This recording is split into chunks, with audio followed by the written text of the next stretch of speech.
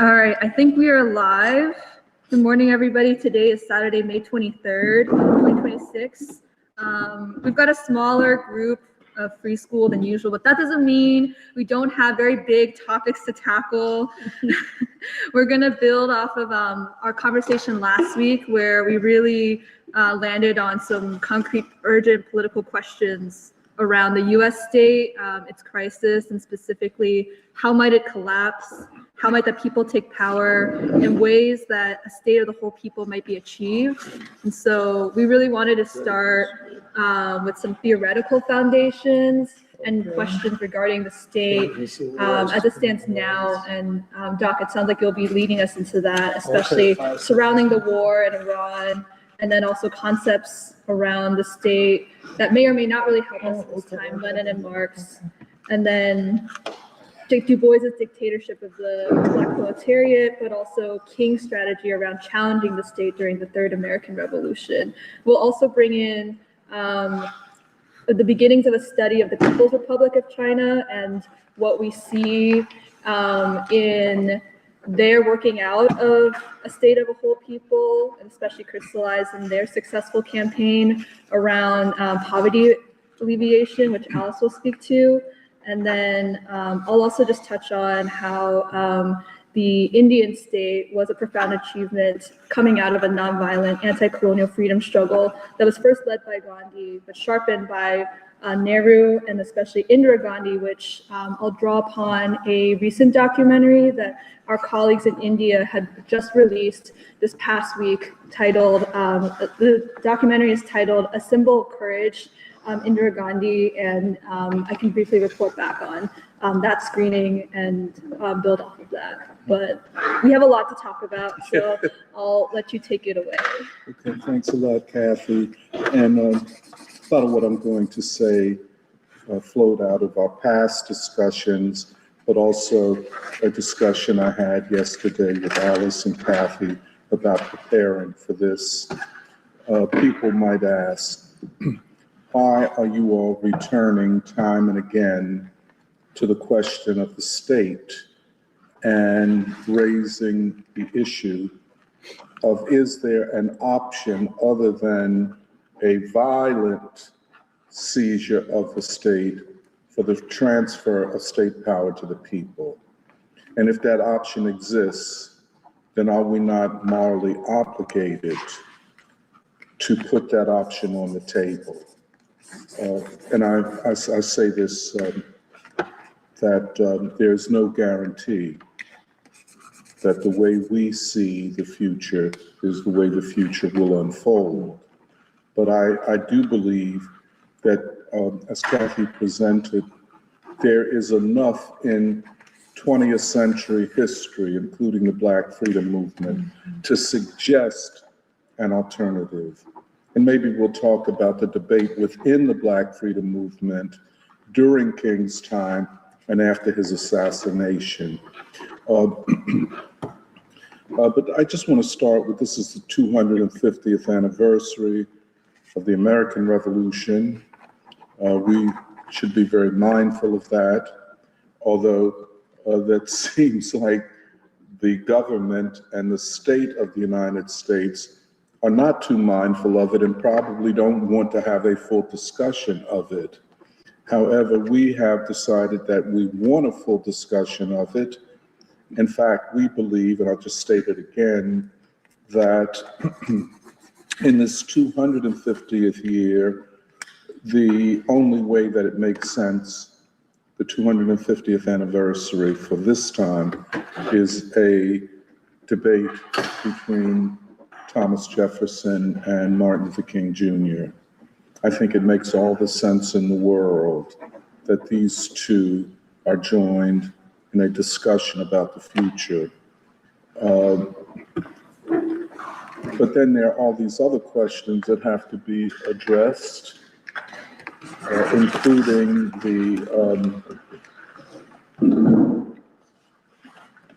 the state itself, the US state, especially the US state in this time of crisis and war.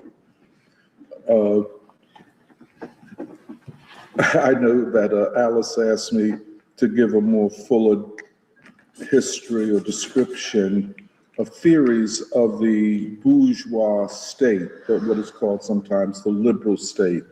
What are some of the theorists of this state?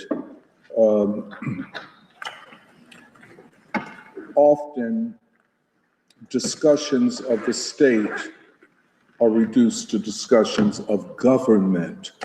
For example, in the English tradition, pretty much of John Locke, his treatises are treatises on government, although if you look deeper, they are about the state. But if you take, for example, in the French tradition, like Rousseau, he is more openly discussing the state. I'll explain that. I don't want to get lost in that right away. But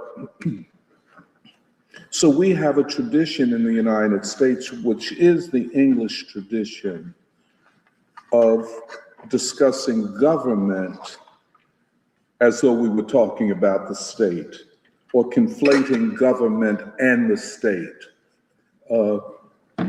I don't think that approach is helpful, because we then, for example, see this crisis of war as a crisis produced by and a crisis of Trump and his government, rather than a crisis of the state.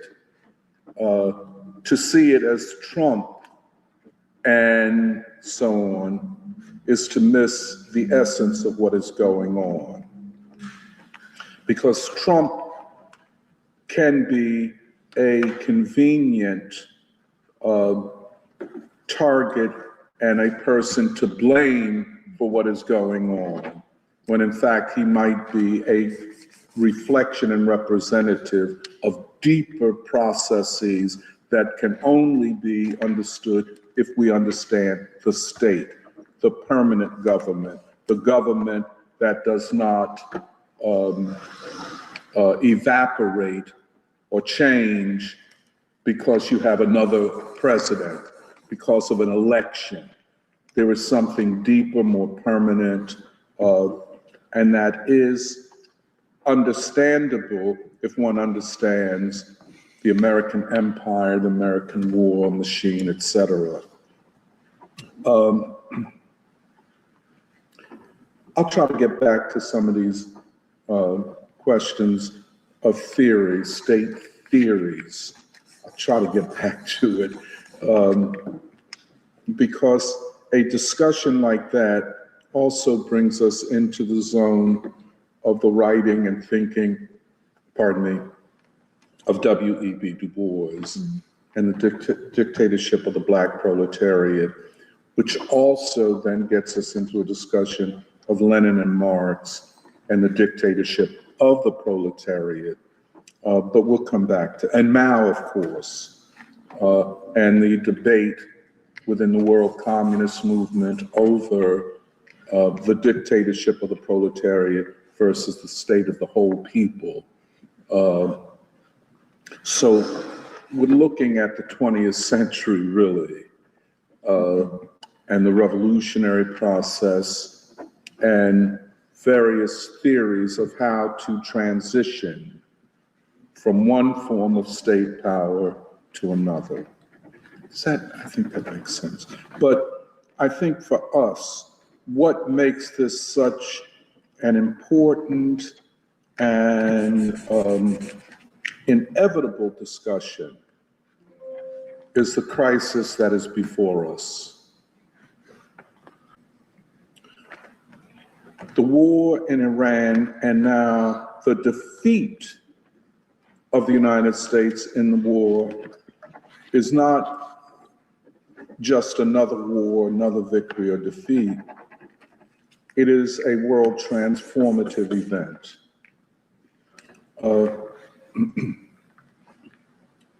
It is established, and there's almost a consensus in some ways that Iran wins this war, has won this war, that Iran comes out of this war as a fourth global power after China, the United States, and Russia, that a fourth center of global power is now Iran, that the US empire, by which we're also talking about the US state, has been profoundly, and I would say irreversibly damaged and weakened. To understand this, one could compare this defeat, and really it came quickly, it's nature of modern warfare, 21st century warfare, and the defeat in Vietnam.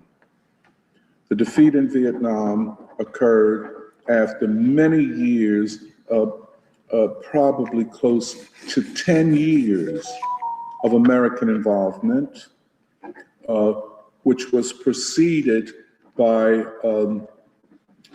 at least that many years of the French war against the Vietnamese, the French having lost by 1954 in a great battle, Battle of Dien Bien Phu, and then the United States by 1964 enters the war under the claim that the Vietnamese had attacked a US naval vessel, and the US Congress passes the Tonkin Gulf Resolution, which authorized funding for 10 years of this war, which killed upwards of 2 million Vietnamese. We don't know quite how many Cambodians or Laotians were killed, and probably something like 54,000 American troops. But at the end of the day, it was a defeat, and what we call an ignominious defeat. By ignominious defeat, it's a defeat that brings shame to the side that loses, and in this case, an empire, a hegemonic power, a superpower is defeated by an army of in some ways, of peasants and workers, and so on. If one wants to understand what this defeat is, compare it to Vietnam. The United States had never lost such a war as the one in Vietnam. There had never been such a defeat. The Korean War ended in a standoff. This Vietnamese war ended in a complete defeat. The US Army returned home, broken men, many of whom never recovered, and the US Army had to be rebuilt. The politics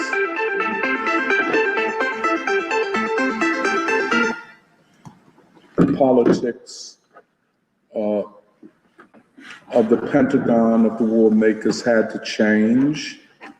One of the outcomes of the defeat in Vietnam was that the draft was eliminated, which became a very important issue in opposition to the war, that young men, in particular students in the beginning, opposed the draft. Many fled the country, many fought, went to jail, many went underground. So they eliminate the draft and turn to a completely volunteer army, which we have today. But it meant that the technology of war and war fighting would change. The United States, and let me just put a bigger context here. For the next almost 20 years, the United States was, by the United States, I'm talking about the ruling elites, was seeking to find their way back to being a superpower and a hegemon. That pretty much only finally occurs with the collapse of the Soviet Union. This is why they are so celebratory about the collapse of the Soviet Union. Because now, by dint of the fact that internal forces in the Soviet Union, I want to emphasize, internal forces within the Soviet Union dismantled the Soviet state. And I'll say it again, I've said this before, at the head of which was Mikhail Gorbachev. That the head of the Soviet state, the president of the Soviet Union, the head of the Communist Party, was, along with his allies, an enemy of the Soviet state, and literally blamed the Soviet Union and the Soviet state for the tensions in the world, for war, and only with the elimination of the Soviet state could there be processes towards peace among the great powers. But that is when the United States, after not quite 20 years, after the defeat in Vietnam, could proclaim that it had won. It had won the Cold War. Do you see how that narrative is shaped? We won the Cold War, although we lost in Vietnam, okay?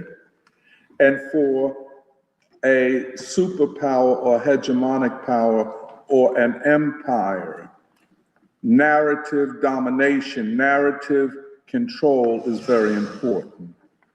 And therefore, the sense of winning and losing, that we won the Cold War, although we lost in Vietnam.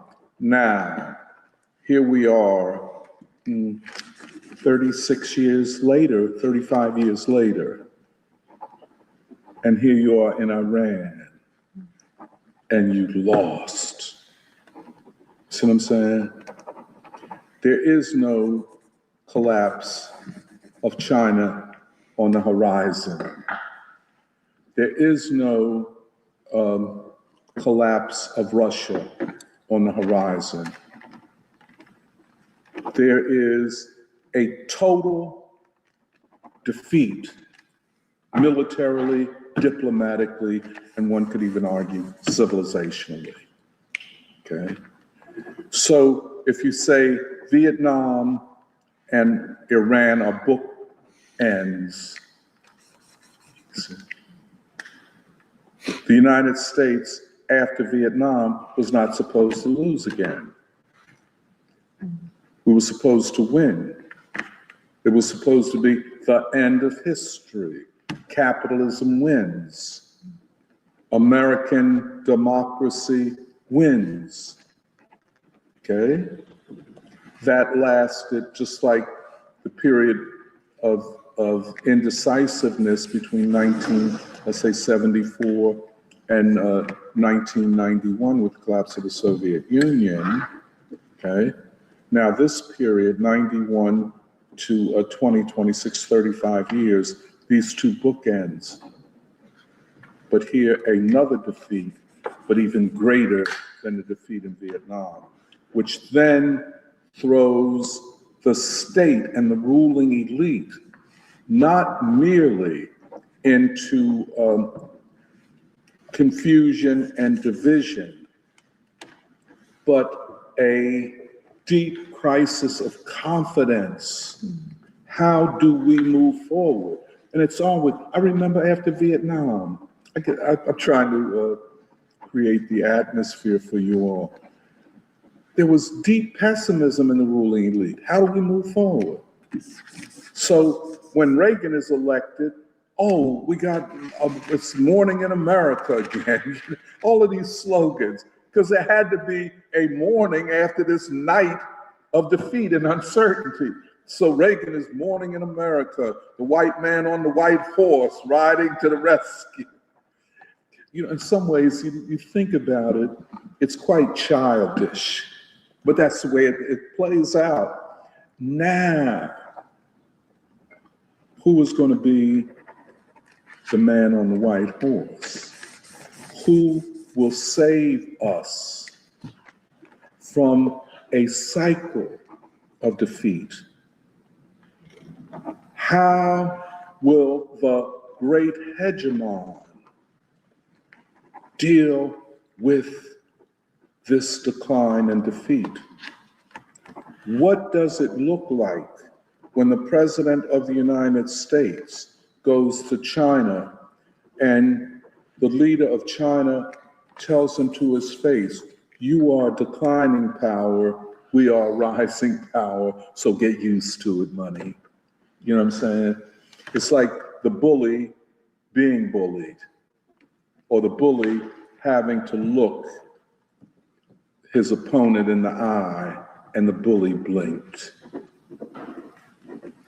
This is huge stuff. Now, reading the mass bourgeois media, you would never know the consequences. But in the ranks of the ideological and political forces that control the state, what I like to call the commanding heights of the state, the dominant institutions and power centers in the state, they then go into debates and conflicts, and then admission, okay, of defeat. Am I making sense? Mm-hmm.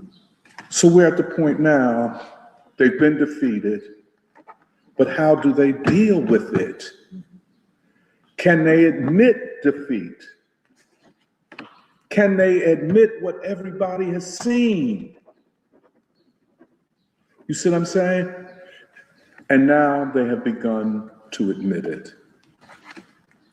This is a beautiful thing to see, you know, where, you know, like Biggie Smalls used to say, bow down, you know, or like the Junior Black Mafia here in Philadelphia used to say, either get down or lay down. Now that's a whole lot of street language. But in other words, to admit the truth is to eat crow. This is a war that Netanyahu and Trump believed they could win in a matter of days. Decapitate the government and leaders of the Iranian civilization, decapitate them and arm opposition groups, and it would be a quick victory, regime change, and Iran would return to the fold of the West and the United States.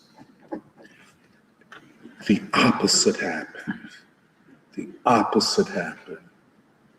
I don't know how to fully describe the political and emotional impact of this, but you can kind of track it or see it in real time being played out by essays and commentaries of leading forces. For example, Robert Kagan, Kagan, major ideological force within the state, major figure in the commanding heights, the dominant centers of state power.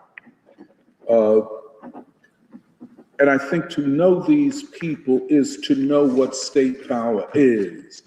It's not just a matter of general saluting. They might be a second tier of this whole thing. The dominant figures are ideological political forces that define, map out, conceptualize the state and create the ideological political conditions for the unity of the state. Does that make sense? Yeah. Okay. Ideology is more important than whether, as a general or colonel, one can fight a war. Because the ideological forces define the purpose of the state, the functions of the state, the direction of the state. You see what I'm saying? This is why, with the collapse of the Soviet Union, new forces, we call them neocons, came to the fore and could actually then create a narrative, an ideological center of state power and the direction of the American state. They could call it democracy all they want. It's nothing about democracy. It is about empire, the domination of world economic, political, and military processes. When Robert Kagan comes out with now 2 articles that have appeared in the Atlantic magazine, Cold-Blooded Neocon, Cold-Blooded War Making magazine, 2 essays literally back to back, 2 weeks apart, saying, the last one, which was a day or so ago, the only way out for the Trump administration from this war is surrender. His language, surrender. The only way out. The other option is to do what this political science Robert Papp calls the escalatory trap. Okay? You try to decapitate, that's step 1. Step 2, the Iranians respond, capture the Strait of Hormuz, and then have an upper hand, or at least equalizing the situation. But I think the Iranians, by the second step, had won. But then the United States has to decide, what do we do? This is where Trump is now. Either surrender, a la what Robert Kagan is saying, or go to the third stage of escalation, which is deeper military engagement, including US troops in Iran. Now, most of the generals and most people like a Robert Kagan know that that is a war that the United States can't win. Can't win it in Iran and cannot win it politically at home. The American people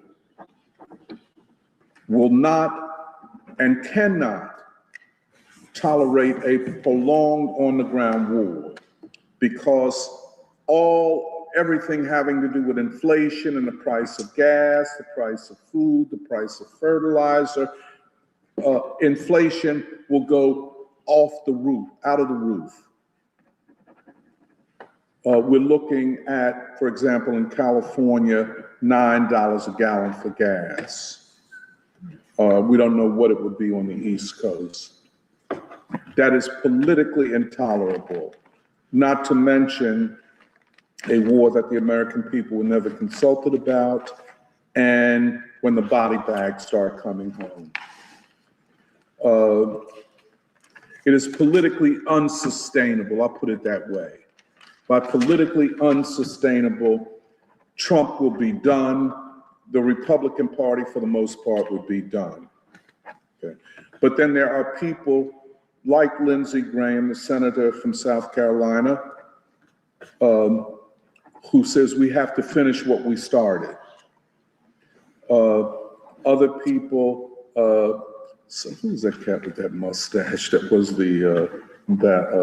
John Bolton? Huh? Bolton? Bolton. John. Anyway, I'm not going to get into the way a cat looks, man, but he looks the part. But he's saying we got to finish the job. Or Max Boot. Now, ain't that a hell of a name? That's a German name, but Max Boot. He too, a commentator in the neocon state system, said we have to finish this. But these people such as Robert Kagan, and here we're looking at the divisions within the major institutions of the state. There's this division. We have to finish what we began, and we have lost already two diametrically opposite positions. This is not insignificant because it bespeaks the crisis of the state. Let me put it another way. When we talk about the crisis of the state, we're talking about an ideological crisis of the state.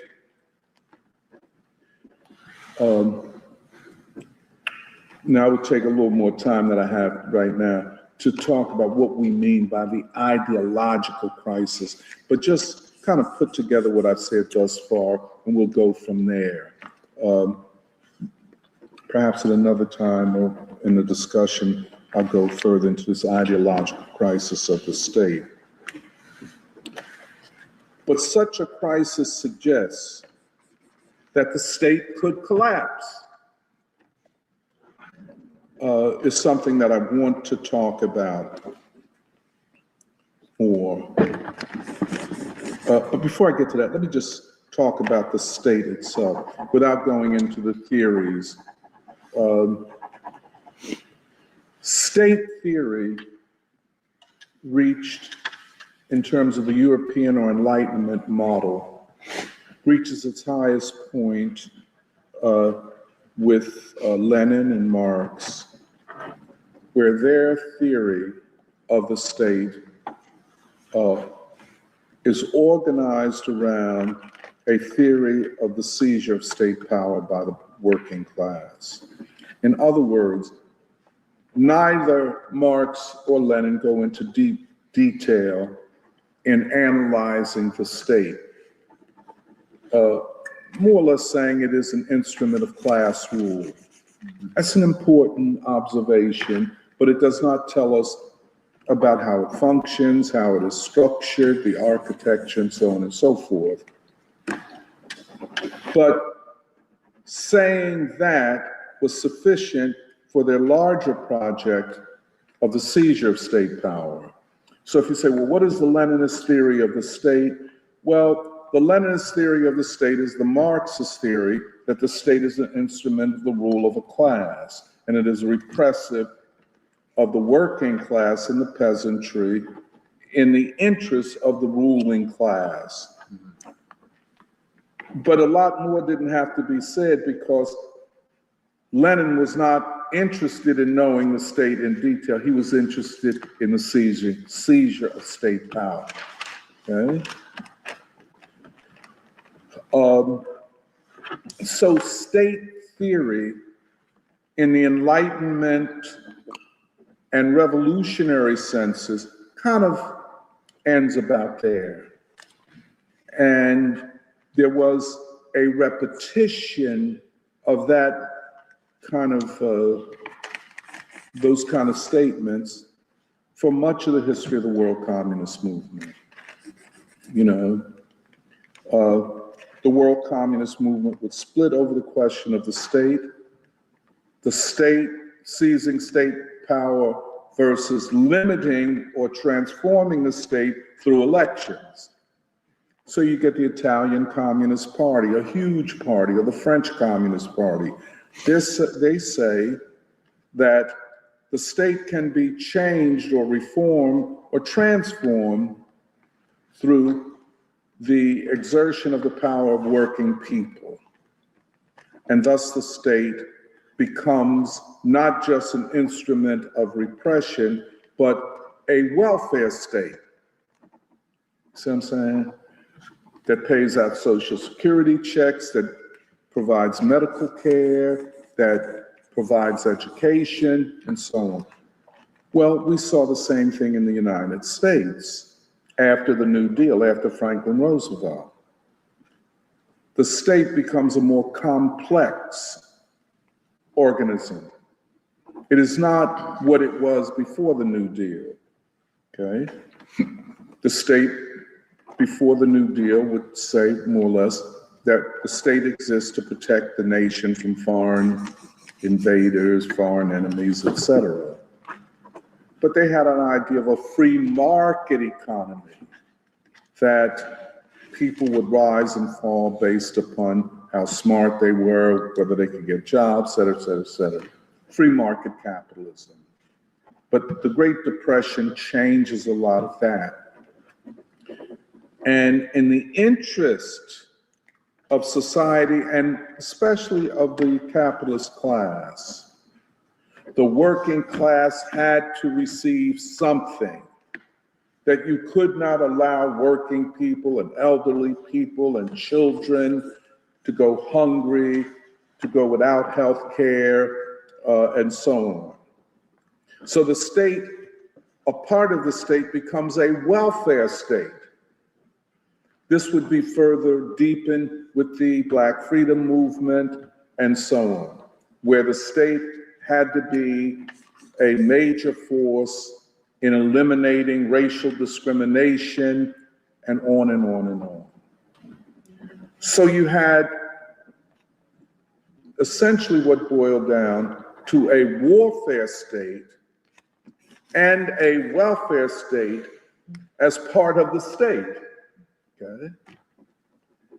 And then Vietnam. And many hardcore thinkers would say, well, we lost Vietnam because we did not invest enough in the military. Martin Luther King was arguing at the same time that the bombs dropped in Vietnam explode in Detroit, Philadelphia, and Watts in LA, you know. That the battle in Vietnam was also a battle for or against poverty in the United States. And so King was arguing for an expansion of the welfare state and the reduction of the warfare state, you know, which probably could explain his assassination. But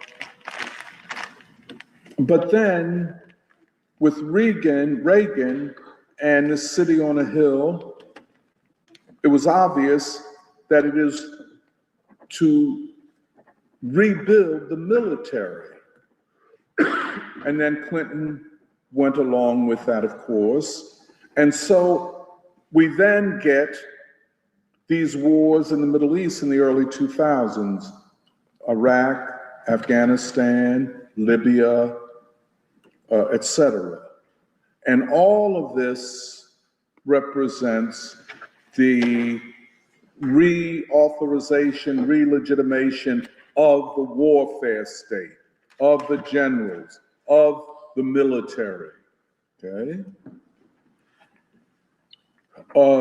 So the American state is, again, a complex set of institutions and structures and individuals and competing ideologies. My argument, I think, is that the commanding centers of the state are more than not connected to the military and intelligence services, such as the CIA and so on. That empire is more important than the welfare of the American people. This is a strategic choice which became available to US policy makers and thinkers after the collapse of the Soviet Union. It was thus realizable that there would be a unipolar state, a single superpower, a single hegemon to rule the world. To rule the world with 800 military bases all over the world. That was their dream. And hence, at the end of the day, Trump is proposing a $1.5 trillion military budget, which would be an increase of 40% over what it was previously, in previous year or year and a half, 2 years ago.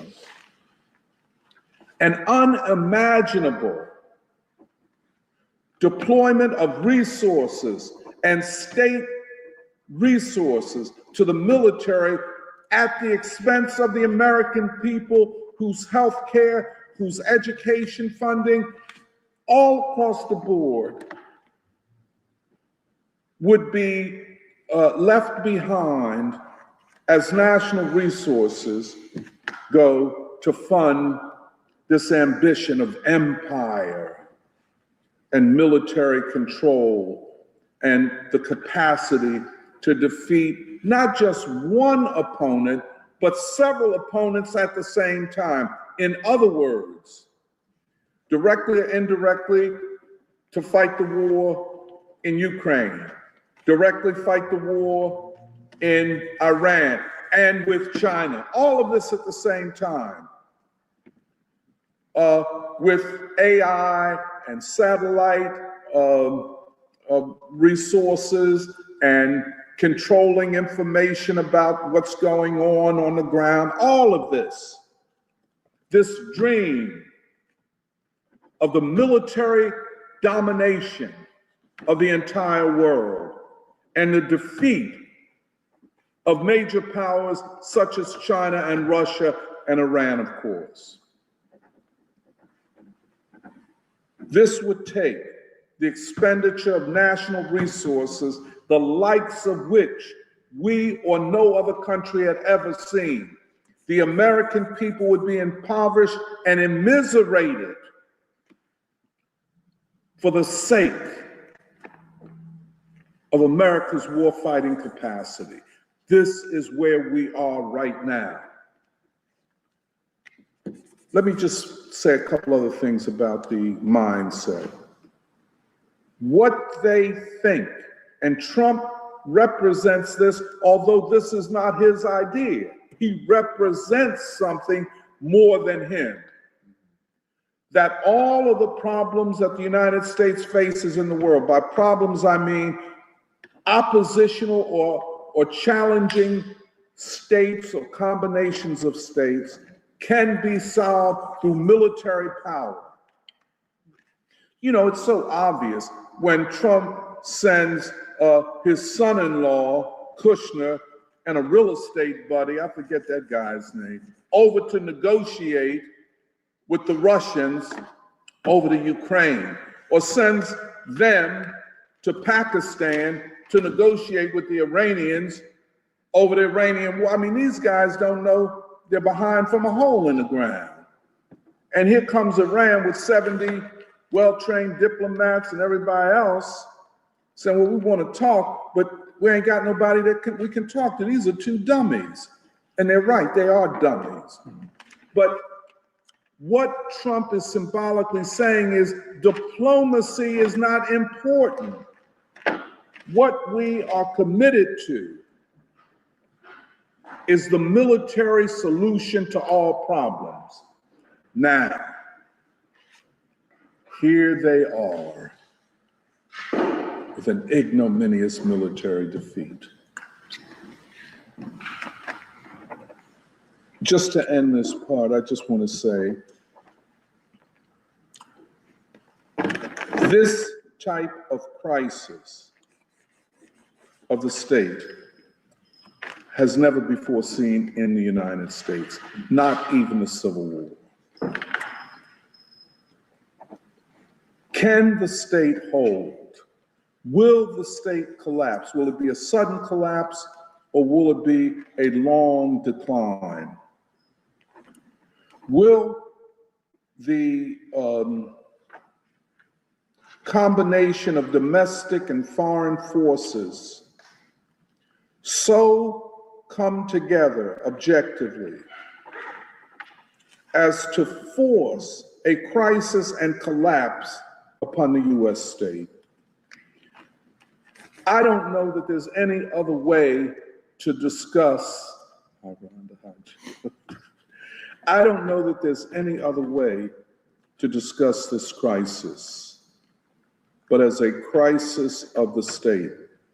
When Xi Jinping says to Trump, we realize you are declining power, and just to make you feel good, I'm going to give you a tour like I would a child around our civilization historic sites, but let's be real. You're in decline. We're rising. That is a smack in the face that no American president has ever experienced, ever, where they are told by a competitive power that you're declining, we're rising. That kind of smack is humiliating. And if you read between the headlines or read between the lines, and I'll read a lot of headlines, by the way, so these articles become a pain in the neck. If you read what they are saying, they say Trump didn't get anything when he went to China. Well, he didn't go there to get nothing. You assume that he went there to get something. And what they say, he was humiliated by Xi Jinping, and he was.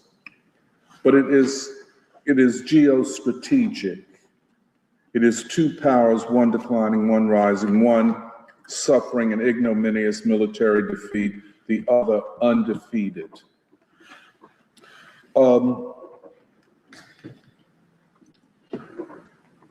Just one other feature of the state, the rise of the Epstein class as a part of the state. I can't say a lot about that, but I think we should take note of it. The evolution of the US state and the Epstein class within the state. I think Shantanu was showing his article on the files, the Epstein files, that pedophilia and trafficking in women and young women was a factor, but a minor factor in all of this. This is much bigger than any of that.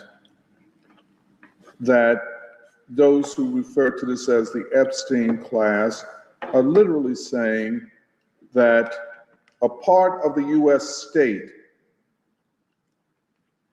and its functioning has to account for the role of Zionists and Jews. This is kind of that bitter pill, that 1,000-pound elephant that nobody wants to talk about. And when Ro Khanna and those or others, by the way, it explains the defeat of Congressman Massey. Why did AIPAC and the Zionists spend so much money, more money than had ever been spent on a congressional race to defeat, what's Massey's first name? Thomas Massey. Why him, a Republican? This represented the exertion of power by the Epstein class. And for example, with Robert Kagan and Max Boot and what's his name, the guy with the mustache? Bolton, John Bolton. With all of those guys maneuvering and debating and yada, yada, yada, you have this Epstein class that has to be accounted for, which seems to be super powerful. And their links, as Shantanu's essay will show, I think, their links to universities, elite universities and think tanks is hugely important in this configuration, this constellation that makes up the warfare state. Okay. Just another part of this, and if I'm going too long. No. Another part of this that we have to account for is the governmental bureaucracy, which is big, it's huge, it's too big. Like here in Philadelphia, the majority, like Albert said the other day, he said, well, I've worked the majority of people in my job are Black people. You go to the MSB building, the majority of Black people that treat you like shit most of the time, Black, white, otherwise, you know. But this this governmental workforce and the bureaucracy that they work for has to be accounted for, you know.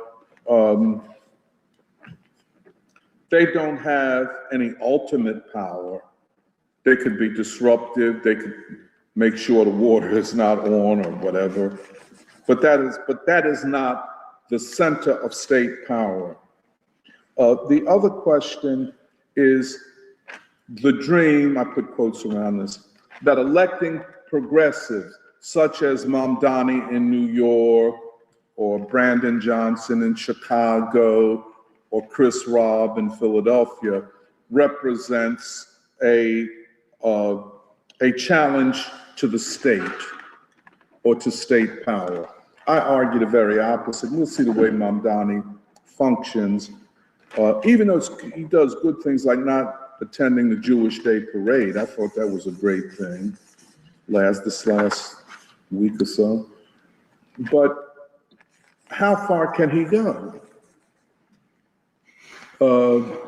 How far will he be allowed to go?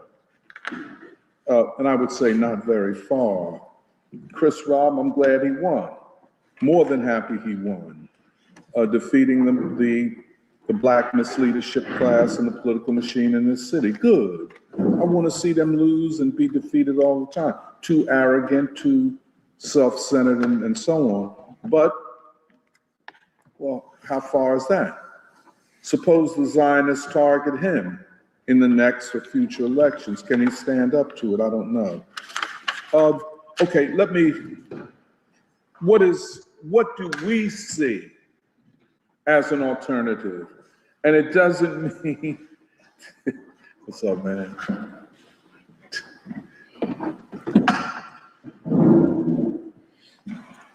I guess Muhammad wouldn't come to the mountain came to you, Tom. Good to see you. Our thinking would hopefully be the path. We think it has rich ideological and historical roots in the Black freedom movement. I think our discussions of King and Lawson and their thinking has been very, very valuable. It is an option that must be available to the American people, and that is the nonviolent path to democracy and state power. Whether it happens that way, we cannot determine all of this. But as an option, it must be made available and fleshed out in theory and philosophy. We cannot say to the American people, the only path left to you for a democratic transformation of the country is violent insurrection. Most people would retreat from that, as they should. Because, first of all, to have a violent insurrection, you must prepare the people for it. A violent insurrection only makes sense if you have the support of the people. Most people would seek a nonviolent path. How do we know that? We know it from the 1950s and 60s. King won the trust of most Americans, of white Americans, reluctantly and still reluctantly. I don't know why, but still reluctantly. But the strong hand that King had was the nonviolent transformation of the country and people. That is a strong, and once he put that before the people, be it in Montgomery, Birmingham, or Memphis, it was seized upon. People said, I can join a movement which elevates people, which unites people, which convinces people, which opens the door to rich political dialogue for or against. I can join that. in my union, in my church, in my community organization. What do we do? How do we do this? That is a strong hand and resonates deeply with the people. However, then it raises certain theoretical questions. Part of these questions are explored in an essay by Jeremiah that appeared in Vishwa Bandhu, where he talks about the Indian and the Russian path to democratic liberation. I'll put it that way. The two options, Gandhi versus Lenin, or Gandhi and Lenin. The nonviolent path does not proceed to the dictatorship of the proletariat, but to the state of the whole people. A new democracy, to use Mao Zedong's language, a new democracy, a new democratic state, which unites the people. There were strong grounds for what Mao was saying in China, because the nation had become united when the Japanese invaded the country. So you had this unity. The state had collapsed some years earlier, but the option of that nonviolent seizure power was aborted or made difficult because of Chiang Kai-shek and those who had a bitter hatred of Mao and the communists and wanted to settle accounts after the defeat of Japan.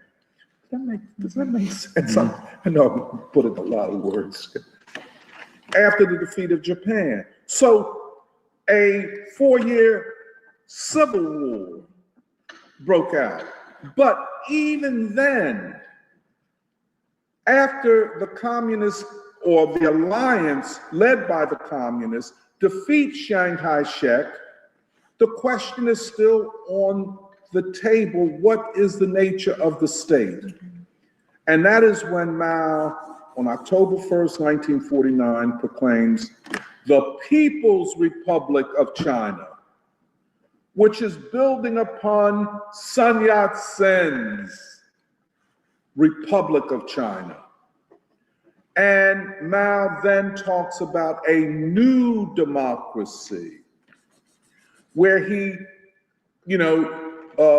appropriates everything from the English to the French revolutions to the American Revolution. In fact, one of Mao's, like say, heroes, one of the people that he admired in history was George Washington. He saw the American Revolution kind of the way we saw it, or we see it. And so this new democracy would be, I think, a state of the whole people. However, the ideological history of China after the declaration of the People's Republic of China led to the Communist Party of China adopting the idea of the dictatorship of the proletariat rather than the state of the whole people. In other words, the dictatorship of the proletariat was a state designed to defeat all of the enemies of the Chinese Revolution. It is a different kind of state. It is more like the state that was constructed after the Russian Revolution rather than what we have in China today. Du Bois, in his Black Reconstruction, talks about after the defeat of the slave owners in the South in the Civil War, where there was no state.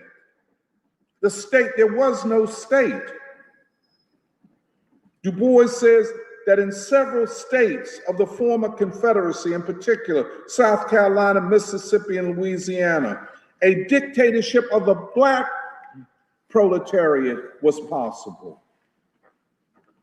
Now, I'm not going to read the footnote, but there's an unusually important footnote in the beginning of chapter 10 of Black Reconstruction, where Du Bois lays on the table what are what are the oppositional positions to his idea of a dictatorship of the black proletariat.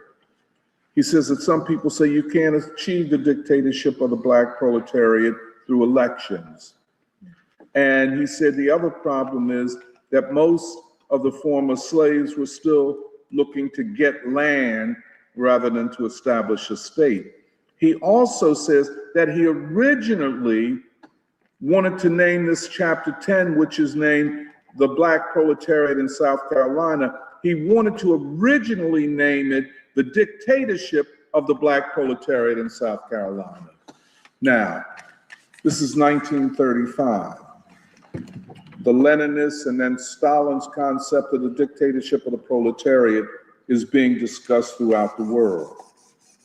Du Bois seizes this concept and appropriates it to his understanding of political developments in states of the former Confederacy. But as I read the chapters and tried to understand what he was saying, what he was talking about is a democratic process and the establishment of what is frankly a state of the whole people.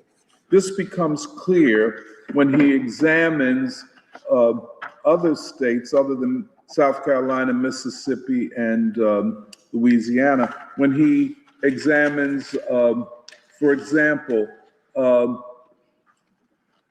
states, for instance, the white proletariat in Alabama, Georgia, and Florida, where would not be a black majority.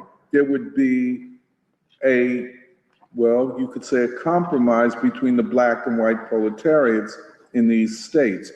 But what I am interpreting Du Bois to have meant was a state of the whole people. What Henry Winston, in his Strategy for a Black Agenda, his critiques of various trends calling for forms of insurrectionary violence or cultural nationalism or waiting, his proposal, I think, comes close to a state of the whole people as a democratic state, a new democracy. And certainly Martin Luther King and eventually I think James Lawson would find acceptable one or another form of the concept of the state of the whole people. Just to end, I think we are discussing these matters so intensely, thinking about this so intensely, because the question of the state and its possible collapse is right in front of our faces. Many people see this as a matter of defeating Trump. I think that's just icing on the cake. The deeper structure, the deep plumbing is the question of the state. Any responsible theorizing of the crisis in the United States must deal with this question of the state and what is the future of democracy and the American people. I'll stop there.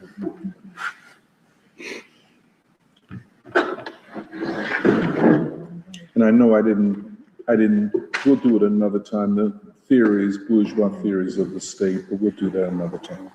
Yeah. Go ahead. Okay. There's a lot that I feel like even in your presentation we have to talk about, and for our discussion today, I just wanted to, bring in a couple things. First off, even also returning to what really spoke to me from our conversation last week that even got us to the place of talking about state power, which is, I think, really just taking seriously King's formulation and his formulations that like really demonstrate that he was working out a lot of this too in real time. How the Third American Revolution would have to eventually have a theory of state power or challenge the state and create avenues for the people to be able to achieve power, where I think that's what our discussion around his quote, like, power without love is reckless and abusive, but love without power is sentimental and anemic. And I feel like that's what I feel like we are really interested in, that formulation, and especially also even the record of like what you were saying, the 20th century of different people's movements, but also the ways in which, all those different movements also reveal or are lessons for us in transitions of power and how we might be able to look to them in this time to be able to find a way forward in our political crisis and what lessons we need to learn and what we have, what this history teaches us. And I just wanted to draw upon, the example of the, as you were saying, like the Indian Revolution, the nonviolent revolution, because it puts on the table the nonviolent option in a time when, violence or armed seizures of state power are like, an option that increasingly people are thinking about in this time of crisis, but also what it means to actually,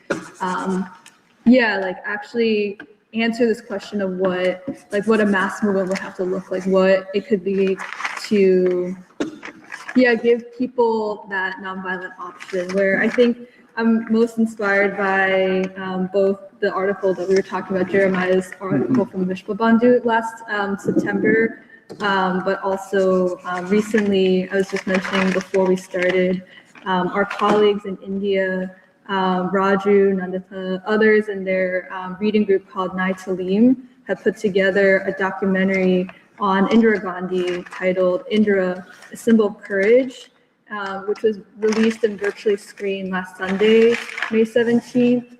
And I think it represents a culmination of a lot of things, especially not just the, I want to bring it in because it, I think, helps us extend the conversation around the Indian freedom movement, both in its challenge to the British colonial government, but also the ways in which in real time it was working out a new kind of like Indian state in becoming through the nonviolent struggle. But then also, how was it that the successors to that new state that was formed of the Indian people, led by Nehru and eventually his daughter Indira Gandhi, helps us understand what are the kind of tasks, what are the kind of imperatives that a state of the whole people have to face, what kinds of ways does it need to also protect itself from attacks from that seek to try to delegitimize the state of the people coming from the West,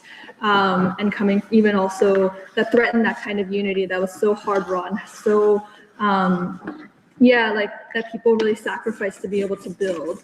And so I think I say all this, and I also want to report on what it was like for what I heard from those who worked on the documentary in India, and also the experience of screening the documentary is actually that it revealed that to actually examine that history of the Indian Revolution and of somebody of a legacy like Indira's is actually very difficult in this time. And it's difficult because India has also undergone a similar kind of process to what we have experienced in the US, which is that, Indira was assassinated very brutally in 1984, but also since then her character has also been assassinated. And the memory and the legacy of the Indian independence movement has been so trivialized and so come under a lot of manipulation, distortion from pro-Western propaganda that also has made it really easy for people to, dismiss or even disrespect Indira's legacy, so much so that during the virtual screening, which was virtual because no matter how hard Raju and Nandita reached out to institutions that even proclaimed to be upholders of Indira's legacy, none of them really wanted to, after realizing how far they would go in proclaiming Indira as a revolutionary, wanted to screen the documentary. They wouldn't want to touch it with like a 10-foot pole, but also when they screened it virtually, that there were online anonymous disruptors that tried to interrupt and to try to disrupt the documentary with all kinds of crass comments and try to really just disrespect not just the effort that was put into making this documentary, but really it showed the kind of disrespect that people can so easily resort to in an atmosphere of manipulation, and also the kind of disrespect also for not just the strong leader of the Indian people that stood up to even imperialism, but also Zionism, but also especially a strong woman leader like that of Indira. And so all of that has to be, I think, taken into account when we also assess the ways in which our own freedom struggle and how easily King has been also dismissed, or even all of this around nonviolence and the Third American Revolution, how much we have also been so, removed or like distorted or manipulated to not inherit our legacy, our freedom struggles, but that is precisely why doing so in this time is so important. And it's so important also to recognize that is why even King had to be assassinated in the first place. And so, I mean, it's also important to note that, all the achievements also of the Indian independence movement, how Gandhi was able to, take the what had been a slow-growing but consistent Indian independence movement from British rule for over many decades prior to his return from South Africa and his introduction of Satyagraha. He was able to take that on to a new stage because he had undertaken such an unprecedented consolidation of the Indian people, to be able to draw in so many different segments of the poor, of farmers, of students, of workers, and to be able to articulate a new kind of nation in becoming, or an alternate nation that was ready to take power when the British abdicated rule.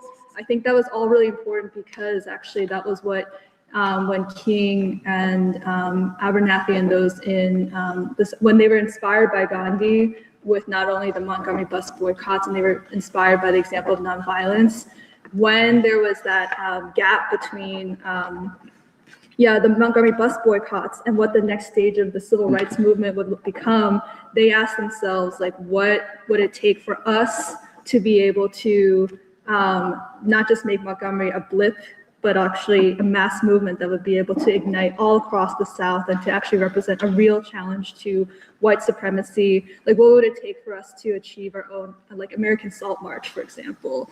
And so, I mean, like, I say that because, and that's why, I mean, King and Coretta visit India in 1957. In precisely that time, they were trying to find their way forward.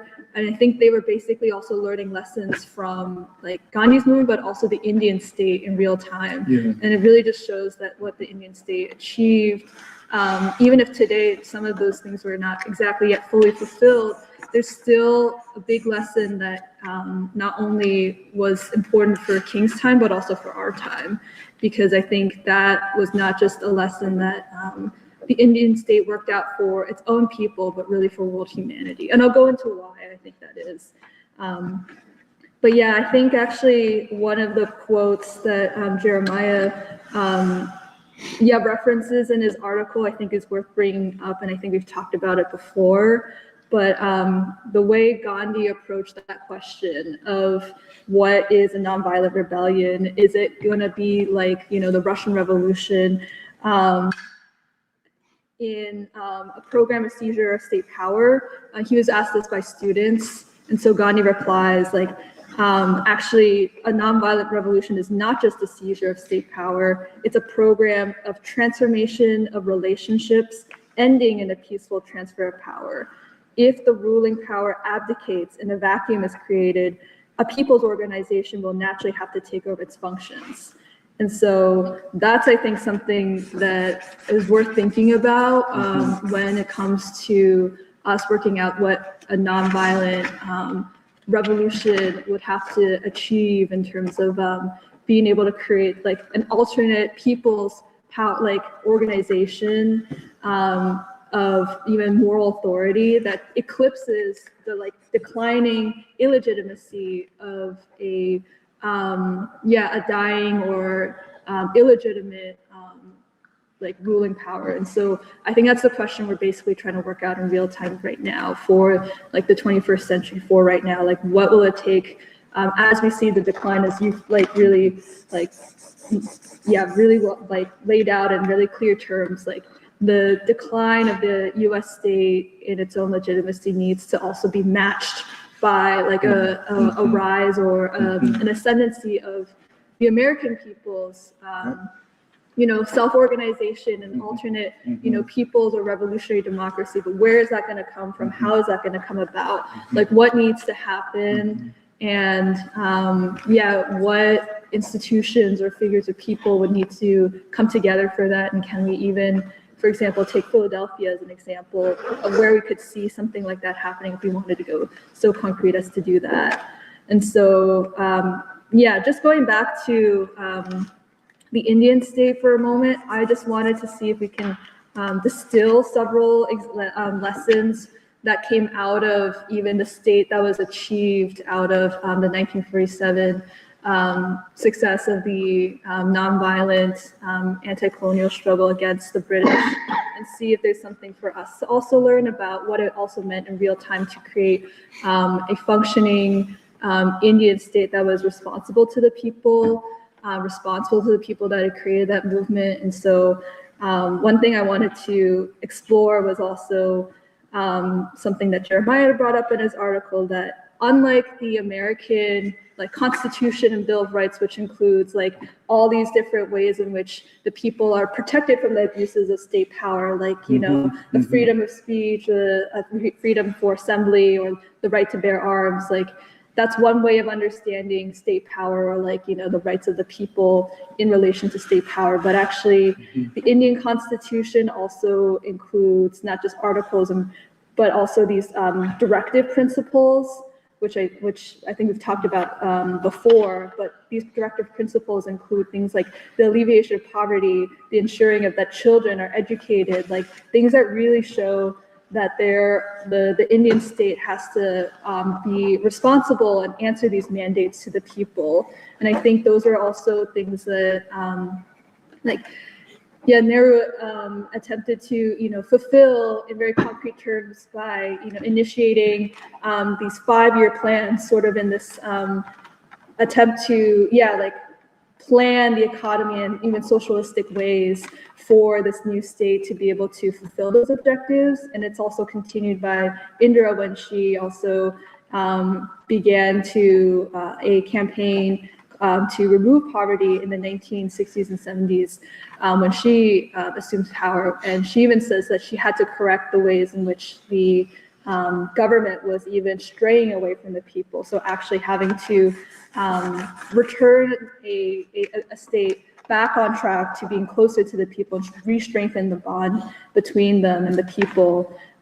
She did so through nationalizing banks, which opened up ways for farmers to be able to take out lower interest loans. And she also abolished this long-standing practice of the Indian state setting aside allotments or privy purses for Indian princes, which used to be the subsidy that was given to the British to Indian royalty in sort of a compromise when the new state was achieved. I'll come back to, I think, different ways in which the state and the whole people, or these sort of social and economic programs, were also very much concretely about trying to solve the problems of poverty among the Indian people. But I think one thing that really stood clearly out when you watch a documentary and you take in the breadth of what the Indian state represented in that period of history in the 20th century is also how the conclusion that Nehru and Indira came to was that the Indian state couldn't just be a state just for the uplift of their own people. That was very important, but also kind of in the inverse of the American warfare state, that their state had to be an active instrument for world peace and for humanity. And that meant taking a really active role in the non-aligned movement, in disarmament, and even fostering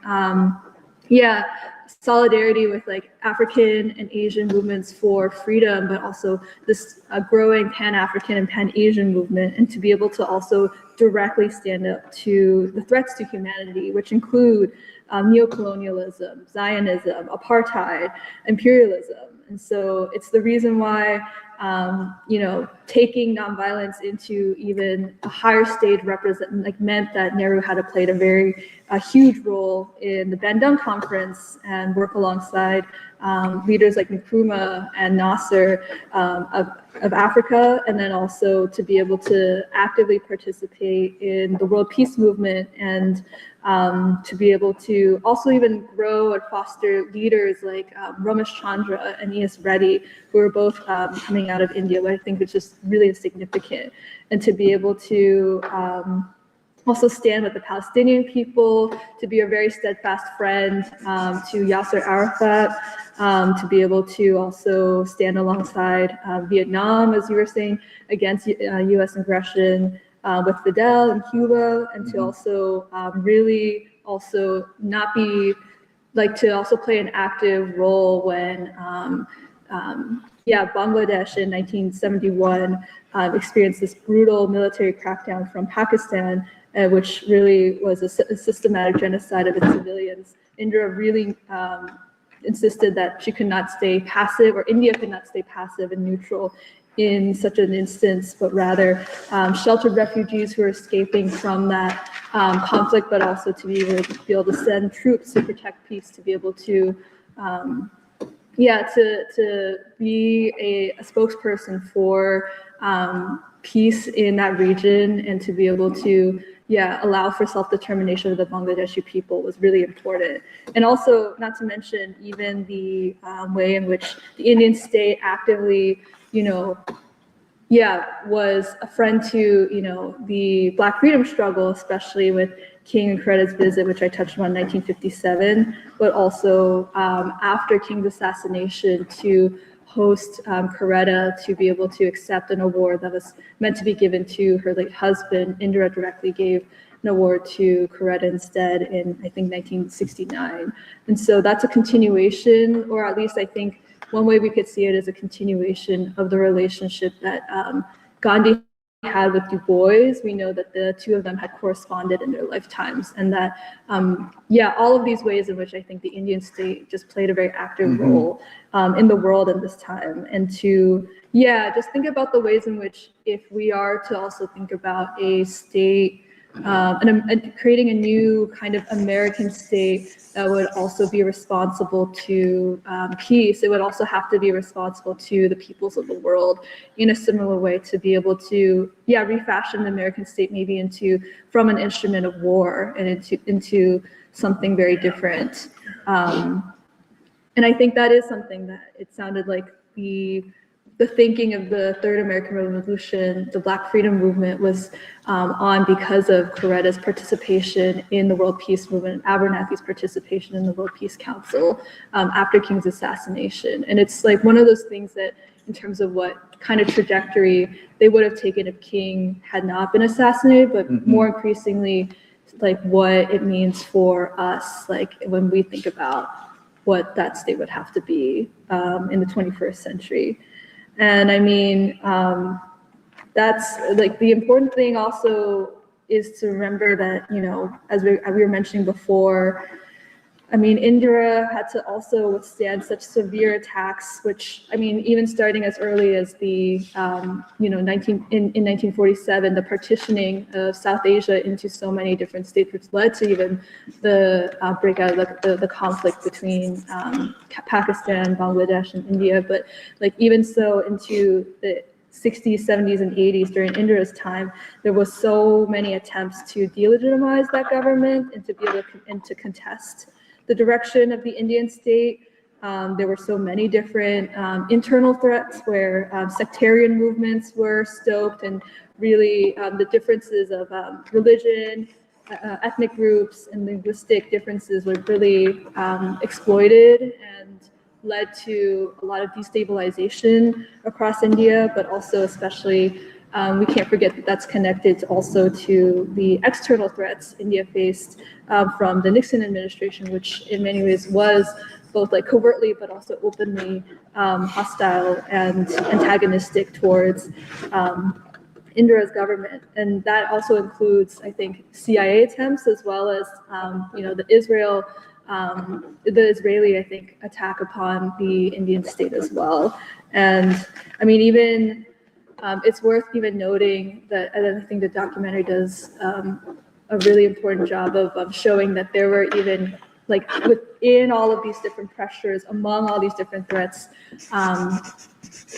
people who were once part of the Gandhian movement had come out against Indira by saying that, you know, her language had become too militant, or her language had become such a distortion of nonviolence because she had become so, you know, she had stood up so strongly for, you know, like Bangladesh, and so, and all of these different ways that actually the necessity of the of her government was to actually play a role in all of these parts. And so, I mean, that's part of the reason why, as Indira faced, you know, calls to step down or be removed, she asked, you know, is it more important to remove me or to remove poverty? To refocus the question basically also on, like, what are the tasks and the mandates of our state? Like, what is the purpose of challenging this state that we have worked so hard to cultivate versus actually answering the questions that face our people? And I mean, it's the reason why she had to declare an emergency from 1975 to 77, which allowed her to regroup her power in the face of all of these attacks. It was definitely not very popular, but it also allowed her to, I think, try to double down on a 20-point program that would try to, you know, reform land, to be able to nationalize textile mills, to be able to implement a lot of different new kinds of social programs. And so I bring all of that up because I think this is also what is all happening in the lead up to her assassination in 1984. And in many ways, this is also why I think we also, you could also just draw a comparison between the ways in which not only was she assassinated then, but also, as we were saying, her legacy had to be so thoroughly distorted in the 40 some years since her assassination. It's a very similar playbook, I think, to what has happened to King's legacy. And it is like the way in which so many leaders around the world who stood up to imperialism and stood for their people really were cut down so brutally. And then also their legacy has been so muddied and tarnished. And it is the reason why I think India today still has a long ways to go in terms of, you know, still being able to address those questions of poverty and the uplift of their people, but also even take a stronger stand against Israel, to take a stronger stand against the West, and to be able to stand on the same side of China. All of these things have not yet been fully crystallized, I think, because of all of these decades since, to be able to manipulate, I think, the natural trajectory of where the state would have gone had Indira not been assassinated. But actually, when you think about it, you know, 1984 to now is only about 40 years. And so I would imagine that there's still, you know, a lot of potential, or even that memory of her legacy still, like, active and still, you know, to be awakened among the people. And so one of the things I just wanted to end on was just that one of the reasons why, you know, some people say that the Indian state is, you know, a very interesting model in the world is because it's taken so many different components of even the British parliamentary system, or it's a democracy in Asia because it has an electoral system. But really, actually, I think it is what makes the Indian state very important is the fact that it was birthed out of such a tremendous and unprecedented, and perhaps even the largest mass movement of people in a nonviolent manner in the 21st century, and to be able to renew India's civilizational heritage for a 20th and 21st century meaning, and to be able to take that towards not just, you know, uplifting and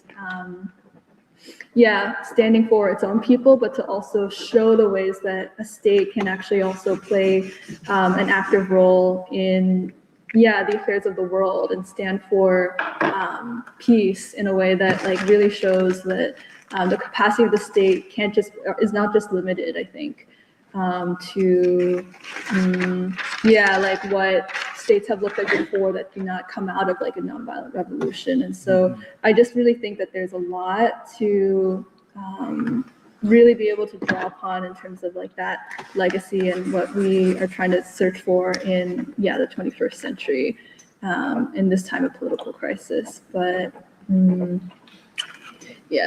I'll say what else I'm thinking after.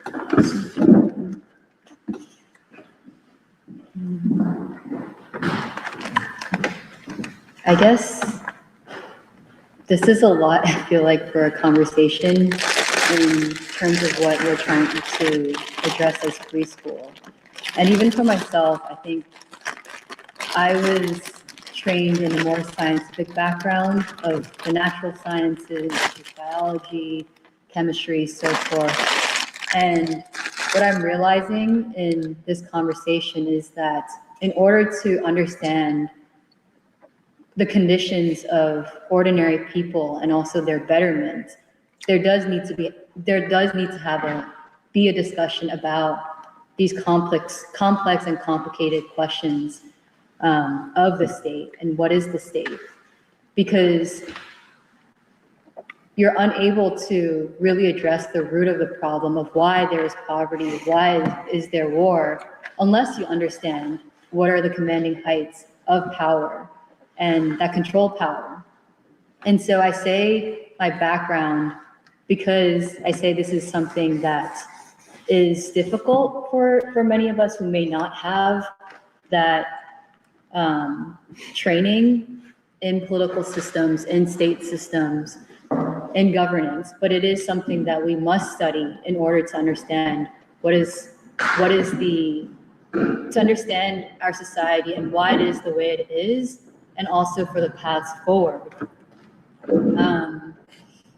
Part of what I was supposed to address today is this question of the Chinese state. And as I was reflecting on, like, why are we even studying the Chinese state?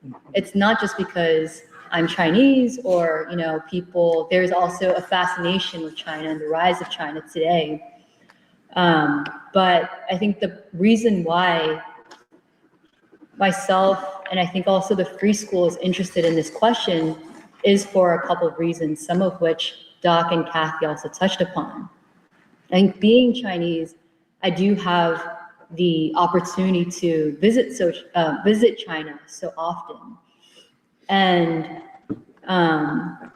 we hear a lot about, at least within free school, at least within our conversations, and also in broader discourse too.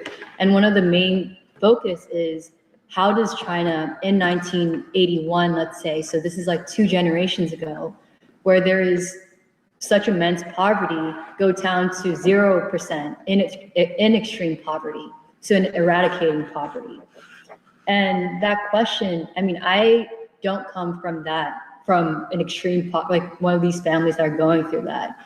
But even in a city from where my family comes from, you see that massive change, where 20 years ago when I visited my parents' hometown, you would still see people begging for money on the streets. You'd see children whose legs and arms are, bad things have happened. They're put on the streets to beg.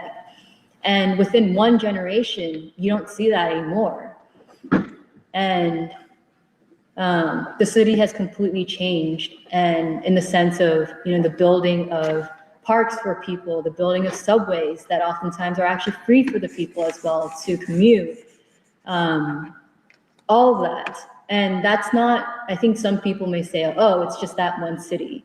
But I've also had the chance to visit many parts of China. And I can, over the past 3 to 5 years, in all the different places that I've gone to China, I've not seen a single homeless person. And I say all this to say, not because to say like China is so great. Yes, I'm very proud of China and the people and the fact that I come from a people that have accomplished so much. But the reason why I say that is that every time I see it, there's both feelings.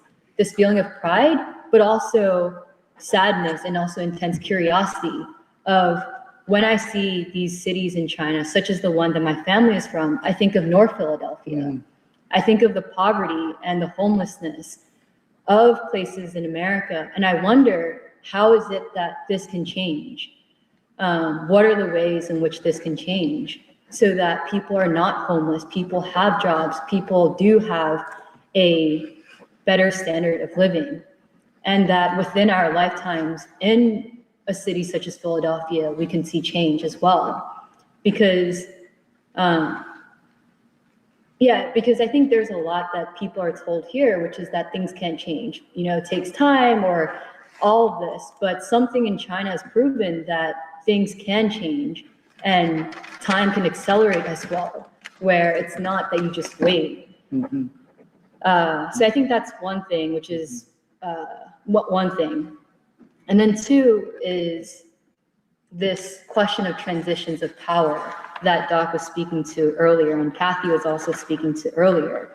You know, with China, this is in 1949 that you have the creation, or I guess even prior, like 10 years earlier, there's also the Republic of China with Sun Yat-sen. But really with 1949, you have this new party, the Communist Party of China, that takes power.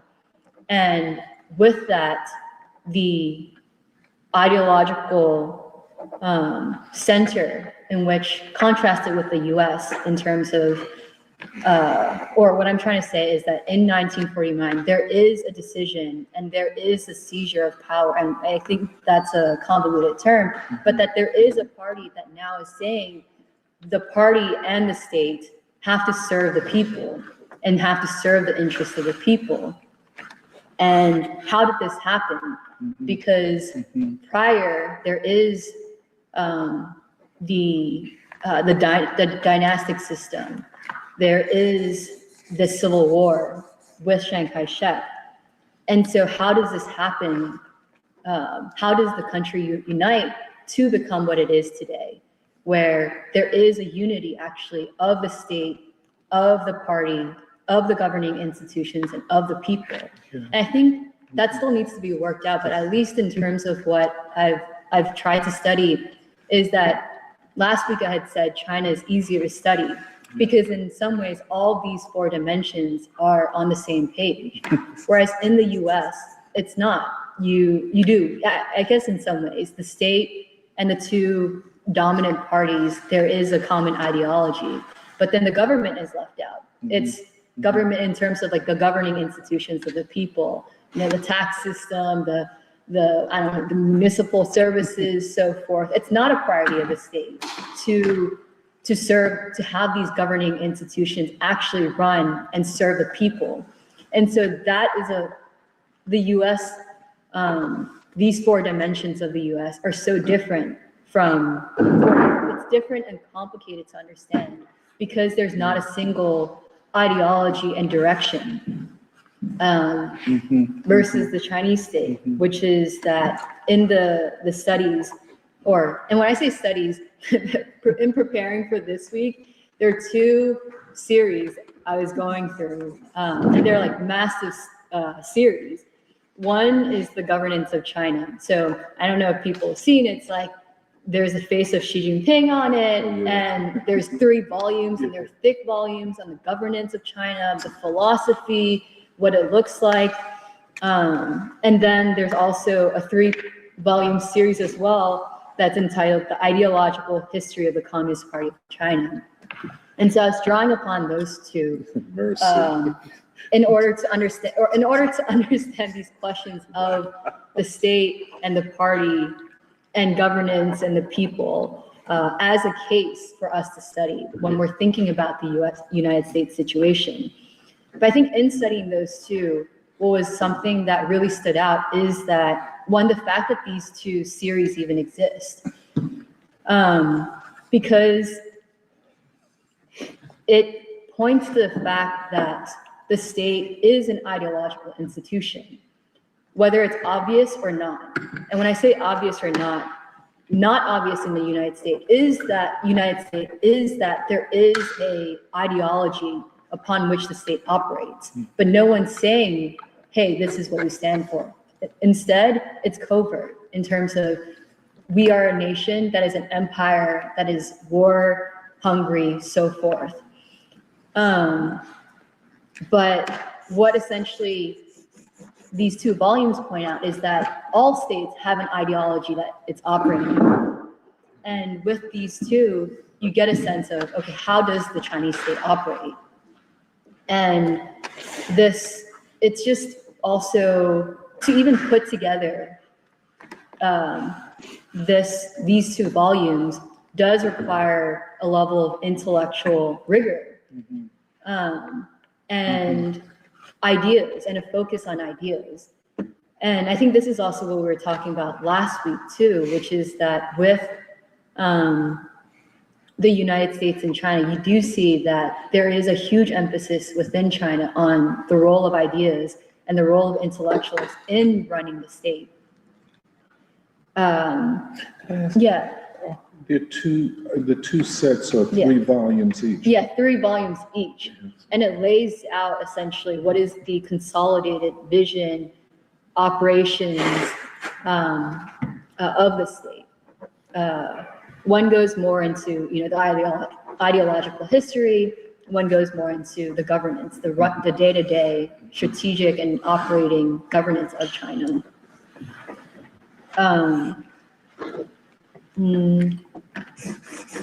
And what is also apparent, I guess this emphasis on ideas, because back to what Doc, you were saying too, is that there is such thing as a leadership of a nation, one that puts forward a dominant vision or upon which all operates.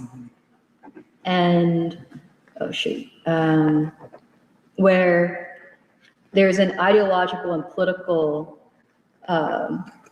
vision that's put on the table for all these apparatuses and institutions to run.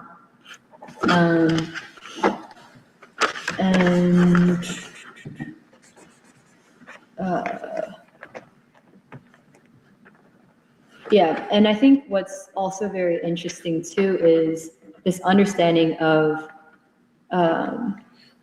the history that each of these different institutions come from. Because in this conversation, I guess Kathy and I are also putting forward, the Indian state as a case study, the Chinese state as a case study, not for the United States to mimic or to copy, but as examples of how do you take the lessons of revolutionary histories from across the world, but also to take those learnings, but to also understand the unique conditions of our country in America, for which there are these general theories, but how do you apply it to the specificities of history and movements and of the people here?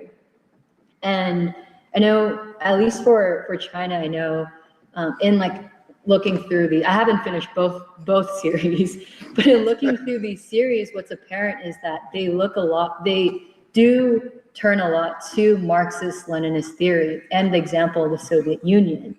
But what is also apparent, and they consistently emphasize, is that those were general theories for a specific period in world history.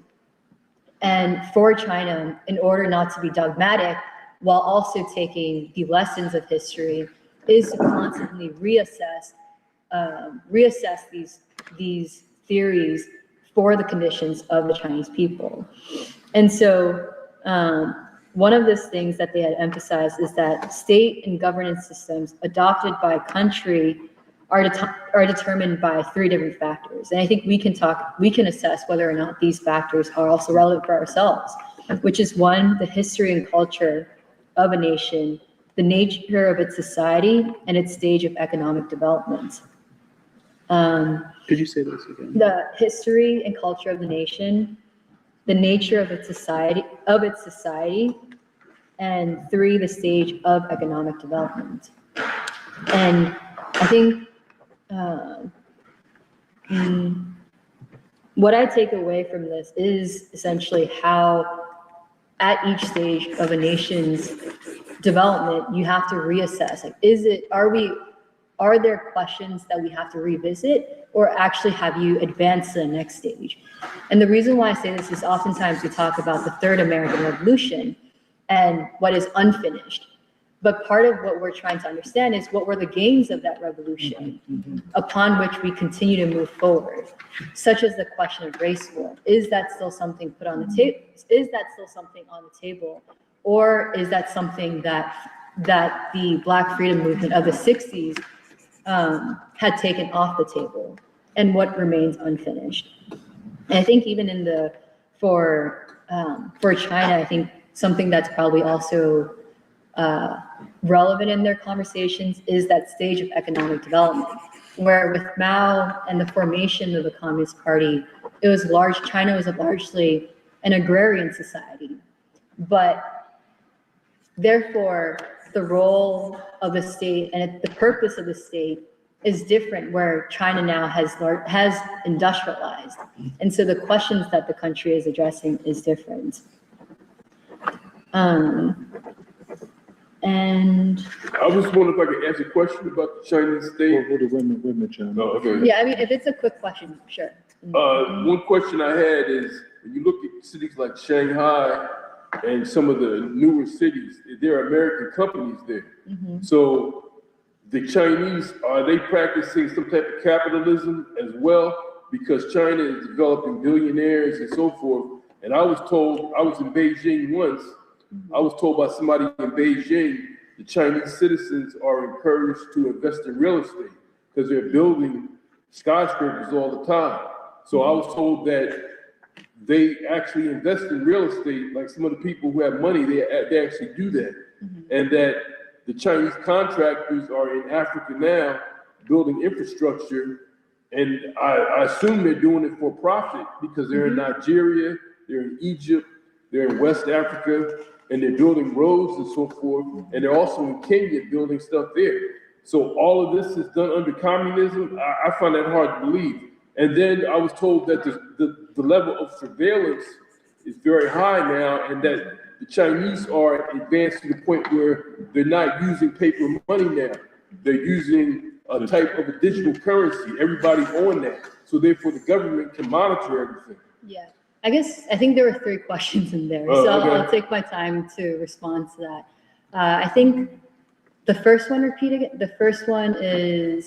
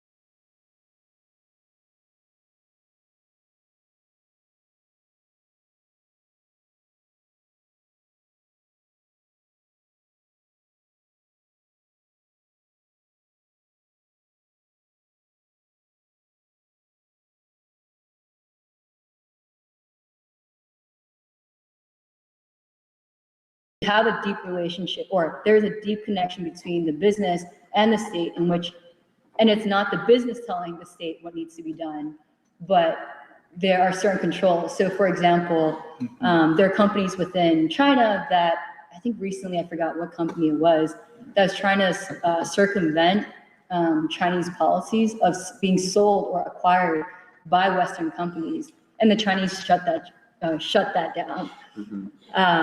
So I think that's the main. I think. Isn't it that only less than 49% of a company can be owned by foreign capitals? That I'm not entirely sure about. So I think that's one thing, which is under deng Xiaoping, there's this idea that the people, like, what are the ways in which the people's level or standard of living can improve? And it's not a dogmatic, we can own, like, no foreign investments, so forth. But ultimately the question is, if that is going to raise the level of the standard of living for our people, then we should test it out. But the caveat is that these individuals are not going to control the state, where these poverty alleviation efforts, those that don't make money actually are still able to happen. Those goals that are not driven by profit are able to happen. So I think that's one thing. Two, I mean, oftentimes these examples of Africa or other nations are brought against as ways to attack China. But the question is, do these nations, like, where are these attacks coming from? But then also, I think for many people within these nations, there have been no bridges, roads, hospitals, so forth. So is it a bad thing that, yes, maybe, and I don't know this, which is maybe these builders are making money off of it, but at the same time, this infrastructure that allows nations to develop is being built for those nations. And it's not under, that it hasn't happened before. What she calls win-win. So that's one thing. And then, and many of these, I know less about Africa, but I know a lot of these Southeast Asian countries. And I was also hearing in Russia too, where individuals are turning to China as like, come to our countries, knowing how the Chinese are able to build bridges so quickly, roads so quickly. They're saying, come in, help us build, actually.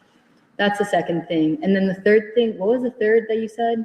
Yeah, they had mentioned about how the Chinese are at the point where they're not using paper currencies, they're on a digital currency, and you can monitor, and the government is able to do a level of surveillance that is scary, meaning that they're watching everyone all the time. So I think that's a difference between the relationship of the people to the state that changes that. I think in the United States, I will say, if I was in the United States and there was like, people are wary of surveillance in the United States because they don't trust the state or those that have access to this data. But meaning, I mean, a lot of people are saying, oh, like Instagram, Facebook, these companies come out of relations with the military of the United States. And it is a surveillance state, and it's used against the people, such as what you see through the Black freedom struggle. But the relationship between the state and the people in China are not the same. It's not, the Constitution is, I mean, in the United States, the right to bear arms, it's freedom of speech, whatever. A lot of these are built upon the fact of this fear of infringement of the state, and therefore the protection of individual rights against the state. But the thing is, the state and the people in China, it's not the same relationship. I think for the most part, in places that I've gone to in China, and you'll always have, various sections of society that don't agree with the predominant state. But for the majority of the people in China, I don't sense that, where people are actually happy that there are cameras in various places, whether it's at the airport, whether it's in the elevator, because the thing is that, for example, last time I went to China, I lost my luggage and I got it within like the next day. And they're using actually this surveillance to actually benefit the people. When your car gets hit, you know who hit your car. In Philadelphia, my car got hit and I didn't even know, like, there was no way actually to get that resolved. And so,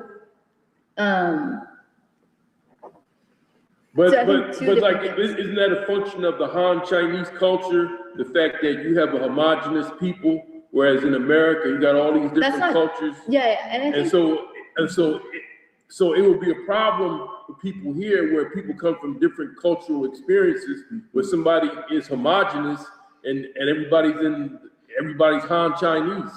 well, that is not true. I think for the most part, part of the reason is because a lot of the immigrants from China to the United States are Han Chinese, meaning coming from the city I was from, or Emily in Beijing in the north. That's the perception of who make up the Chinese people in the United States, because maybe you or others only come across really the so-called Han Chinese in the United States. But the thing is, in China, there are many different ethnicities and actually different dialects and languages, meaning only in the past decade or so have people been able to communicate with, or everyone is able to communicate with one another. Because in different regions of China, you have a different dialect that if I were to say something and someone of a different dialect were to speak to me, I wouldn't be able to understand. And then there's also Chinese. That's why with the educational system, they've adopted Mandarin as a state language. And I think that's also used against China to say like, oh, like they're oppressing local languages. But the matter of the fact is, when you have a national language, you're able to find jobs more easily, or one, communicate with each other more easily, two, find jobs, three, also, have actually be part of an integrated society. And yes, at the same time, because I've gone to the West, which is that Xinjiang region, and previously it was a poor area. And oftentimes part of the poverty is that they didn't speak the national language. And so in developing its tourism industry, or tourism, or even cotton industry, being able to speak a unified language in Mandarin, they're able to sell their products, sell their cotton, communicate with others that come from other regions of China. So all that to say, what is also impressive is that within China, like, how do you build unity among people that are of different languages? They look different too. When you go to the western parts of China, they look more, some of them look more Indian, Middle Eastern, or like even similar to like Russians for, what do you call it? It's like Slavic. But at the same time, it was impressive. And I say that to say, not to say, I do say China is very impressive, but also to understand when people say China is homogenous or China is this or that, is it to say what they have achieved is not possible in the United States, because the United States is so different, so X, Y, and Z, that level of unity can never be achieved. I was just wondering if you could speak on the plight of the Uyghurs. What's happening with them, the Muslim Chinese, how they're oppressed inside the state? Yeah, well, I guess this is a Q&A session right now. Yeah, I want to hear the rest of the presentation now. Well, okay, I'll quickly address that and then I'll move on. But with the Uyghurs, you really have to go, it's a similar tactic used by the West to incite division within a country. Because when you actually go to Xinjiang, which is the region that the Uyghurs are from, you do see, one is that the standard of living is increasing. So even by that, if they're truly oppressed, why are you raising the standards of living of these people? And then two, and the reason why I say that, so for example, back then, my aunts and my dad, they come from maybe, a generation ago.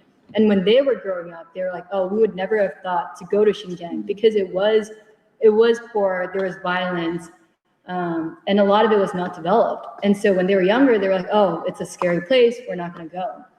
But 20 years later, we all go on a family trip to Xinjiang, because there is this promotion of their unique culture and their language. In some ways, they're also saying, there are different beauty standards, but they're saying, oh, these people are beautiful, because They have sharper features, more Western or Middle Eastern, Western, so forth. So I say those things to say that doesn't sound like a people who are oppressed, where the people are doing better. In 2015, there were many acts of terrorism in that region because people were poor. People are going there to actually learn and meet people of Uyghur Muslim descent. And religion has never really been, at least for China, a huge, or religion has not really been in the history of China a source of division within China. And meaning like you have people who are Muslim, you have people who are Christians because of the Christian missionaries, but particularly along the eastern states, you have Buddhists, all of that. And so that's. Well, yeah, but what you had said about the terror, I was told that they were being oppressed because they were afraid some of them might be Islamic terrorists because the Chinese Communist Party said they were afraid they were affiliated with Al Qaeda or some of the ISIS or whatever. Let's move. We'll talk later. Okay. Yeah, but. No, I'm just. Oh no, I think. For you. Yeah. No, I just to Speak up a little bit, Jim. just to retort. I mean, anytime you position an argument, you have to look at the source in which you're getting your information from. Mm-hmm. The West can't point fingers at anybody. Yes. They have they colonized the world. They rape, they pillage, so forth. For them to make any kind of accusations about China and their behavior in Africa or South America or the Caribbean is not substantiated by fact. It's a frivolous argument without a fact based in reality. And the world recognizes that. The reality is, how does a country pull 800 million people out of poverty in 30 years, and you can't pull 25 million people out of the ghetto? Okay, that's the reality. And that's because America is an ethno-oligarchical state, and the practices around the world exemplify that. Say that one more time, John. It's an ethno-oligarchical state, global, because every place in the world where people of color, they are systematically oppressed from economic participation. And I don't mean black people run up and down the field playing football or bouncing basketballs. If you look around the world, okay, with few exceptions, in fact, there are no exceptions. There's not one county, city, municipality, or small township in which a person of African descent can go from K to 12th grade and then get accepted at an elite university based on test scores, based on the academics that are provided by that system for them to be a global competitor. That's not by accident. You can't have 54 states, which is not one county that's majority black, that black people cannot get an elite education. That's impossible. Cannot get a what? Cannot receive an elite education K through 12.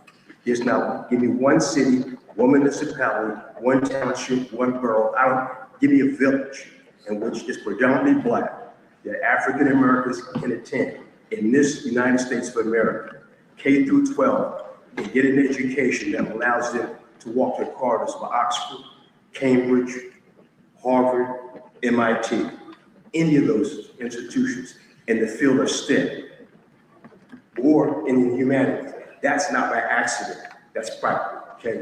That's purposeful. Because you are considered a virus, you are considered a threat to the state's existence. That's the reality of it. Anybody can disprove that. Do all the research you know. You give me one school that provides an African American that level of education. It does not exist. So obviously, there has to be planning involved. Okay? It has to be. It's impossible. I did the research. It's not only here in the United States, it's in every part of the world where Black people are, whether it's the Caribbean or whether it's Africa. They make sure there are no institutions that provide Black people their skill set to deliver themselves from economic suppression and oppression through science, technology, engineering, math. We have been deliberately vacated from those areas. Deliberate, not by accident, by purpose, systematical, algorithmic structures that have been put in place. They're mechanistic, not only are they mechanistic, they're organized at a high level, and it's threaded throughout the Americas and Africa. Okay?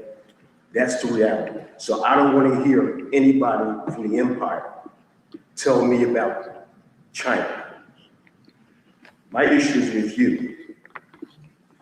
You've raped, you've pillaged, okay? And no offense, now your attempt is to homosexualize Black people globally through the media, so we can't reproduce. You promote abortion because you think we're a threat. That's the reality. Abortion clinics all throughout the United States. 75 million abortions. The majority of those abortions are by Black women, okay? And there's reasons why. We can go into the history of it. It goes way back. So when a European tells me that, I have to really look at it with a dim eye. It's the fact. Okay? Until Black people realize that white people, as a system, as a society, not individual, that would be foolish. This system is built upon your human eradication. And to deny it is deny reality. It smacks at you every day you wake up. Unless you're blind.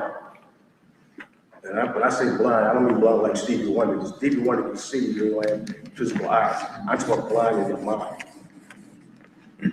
This is that stuff, that crazy, I'm not going to use any profanity going on. And this is the end of the American Empire. It's the end of the dollar. Because what has happened here, the dollar no longer has embedded, encrypted in it, the intellectual knowledge for the civilization as it's designed to carry on. They're just printing up money right now. They just said that Elon Musk is a trillionaire. He's a trillionaire in Confederate dollars. That's what it is. They're printing money. Because the dollar no longer, China has the concentration of intellectual know-how in STEM and the sciences to create what they call, it's called an autarky. An autarky is a state that is sufficient unto itself without any external inputs. China has achieved that. China graduates more PhDs in the field of STEM than the rest of the world combined. China has more rail. She has 3 times more rail than the rest of the world combined. Okay, so the reality of this, China is organized for the betterment of the human being, okay, not the individual. It is not the aggregation of power to a single person that determines the benefit and the well-being of the state, but how those individuals benefit. How does the population benefit? What does it matter if we're all sitting here at the table and it's a pizza pie and I get 12 slices, I mean, it's 12 slices and I get 8 slices, the rest of you gotta share 4, and you tell me you're better off. Are you out of your freaking mind? How the frick do you get 8 slices of pizza and the rest of us gotta share 4? Oh, that's called the system. It's called capitalism. I don't care what you call it. It's unjust, it's unfair, and it's brutal, and it's inhumane. It's demonic. Totally demonic. Okay? It's political witchcraft. I'm done. Mercy. Go ahead, Al. Finish on. I don't know how you follow that. Yeah. What can we learn from the state, from the Chinese state? Oh, yes. I mean, I think For us? my intention is not for this to be a praise China session. Okay. I praise John. But no, It's- and you're, yes, You're remarkable, yes. and I'm not gonna denigrate you. The reason is because you're not white. If you were white, Well, you would be, if China was white, they would be celebrated and in every corner of human existence in society. You would be the pillar, you would be exalted as a god, part of the Greek pantheon. You kidding me? well, no, I think I appreciate what you're saying, but at the same time, I think the only reason why I can see China is because of the free, and I like don't say this in a light manner, but the only reason why I can see China and see the people of China when I visit is because of the free school and knowing the Black freedom movement in America. And the reason why I say that is because actually many of us, despite being Chinese in the free school, were taught to grow up white and to have white aspirations, and to see the people that we came from, meaning, ancestors in China, as the enemy, as communists, as Mao killed, that's sort of the brainwashing that you have growing up in this nation, which is that America is that center of democracy and freedom. And all the other nations, particularly African and Asian countries that ever stood up to America, are all totalitarian, are dictatorial, backwards, so forth. And that America is the greatest place to be. And many of us, who even are Chinese, grew up here having those white standards.